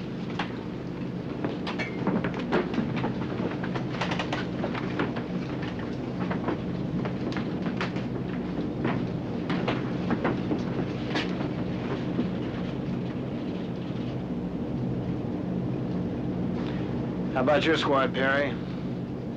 All set, sir.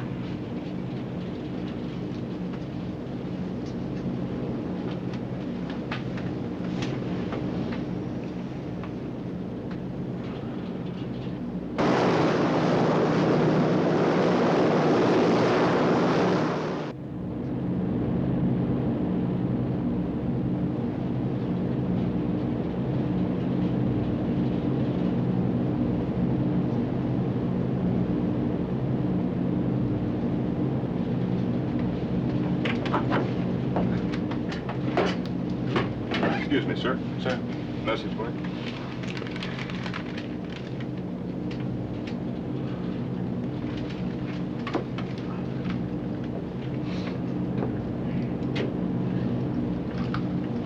Hi, this is your CO speaking. Now, before arriving at our destination, we will rendezvous with escort fighter planes who will protect us from any possible enemy air action. Now, no one is trying to withhold facts from you, and after authentication, we will give you details concerning mission and target area. That is all.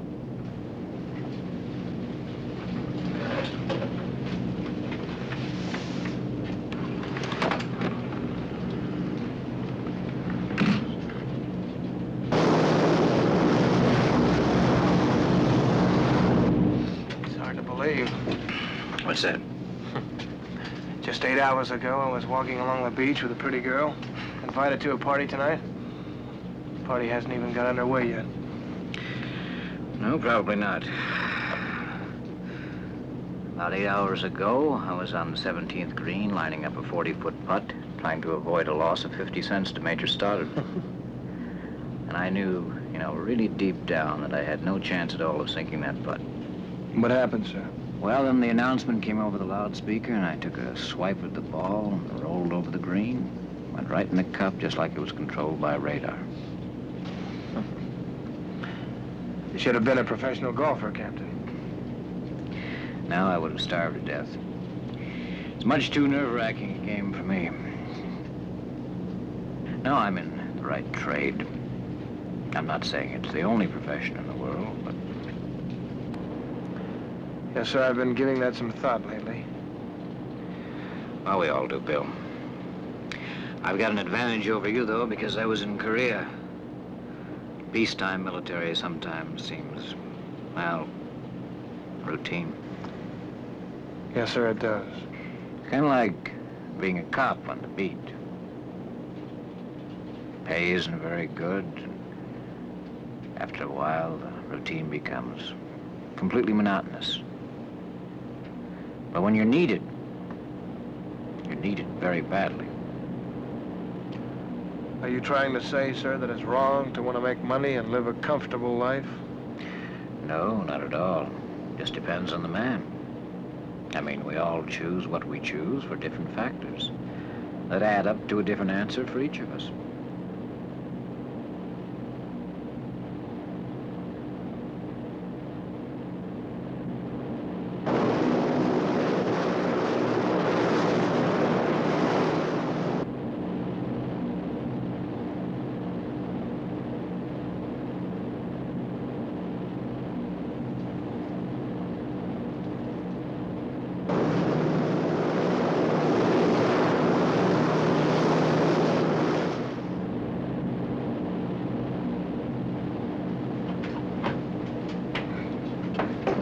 Sir, I thought you'd want to see this the moment it came in. Has this been authenticated? Yes, sir, it has. Hi, this is your CO.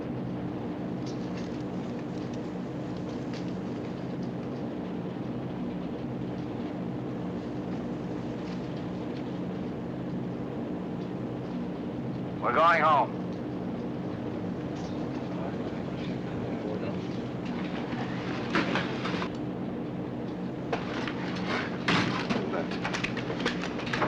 What are you doing? Man, this vest is suddenly heavy.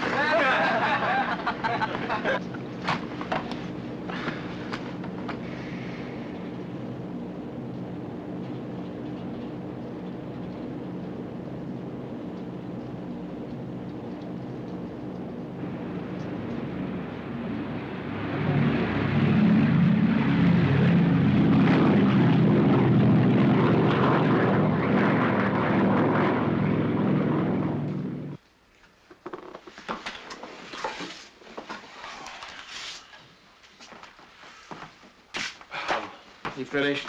Not yet.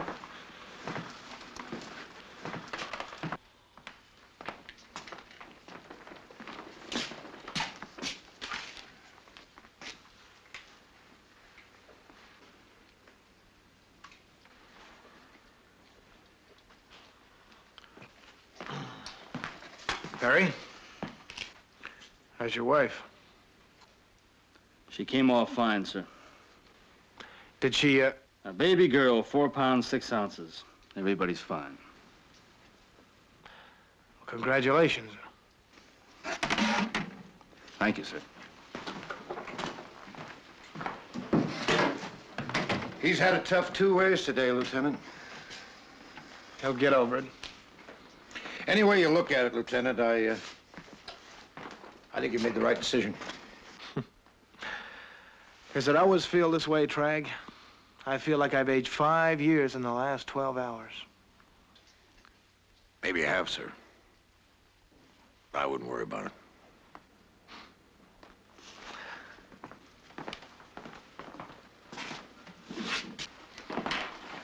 You want to go to the grog shop for a nightcap? No, thanks. I'm late for a party. You're out of your mind.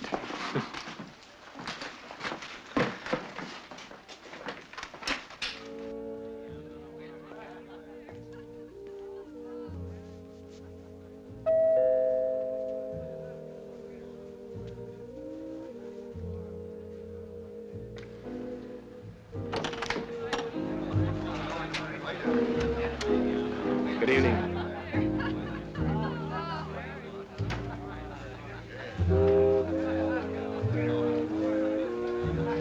And then she said, "Oh, thank you, kind sir. Thank you, thank you, thank you." Funny, funny. Tell them the one about the priest, the rabbi, and the minister. Oh, there was this priest, this rabbi, and this minister on television. Oh, it was high fashion and so very expensive. Well, I did the only thing I could do. I bought it. So I said, forget the fiscal report. Go ahead and buy the 5,000 shares at the market price. You know what it's worth now. Pam. Bill. Oh, excuse me, Wesley.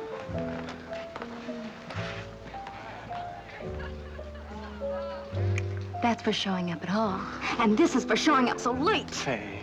You rat making me chase all the way out to that post for no good reason and then strolling in here after 1 o'clock in the morning. I'm sorry, Pam. I couldn't help it. Well, that's a fine excuse.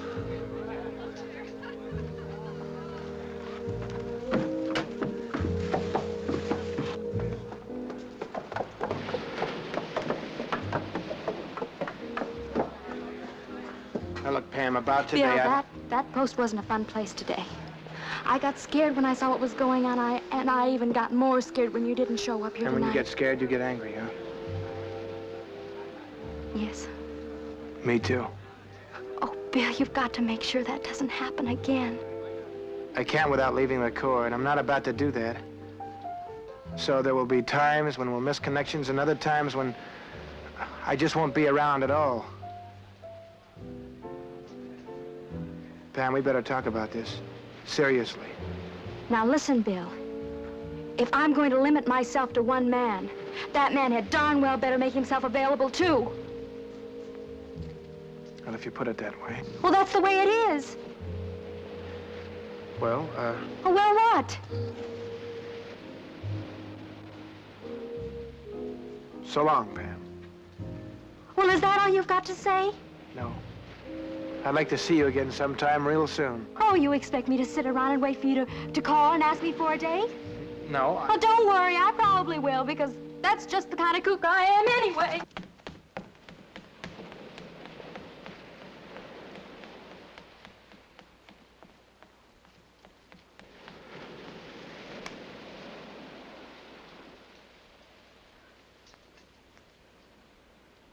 Bill?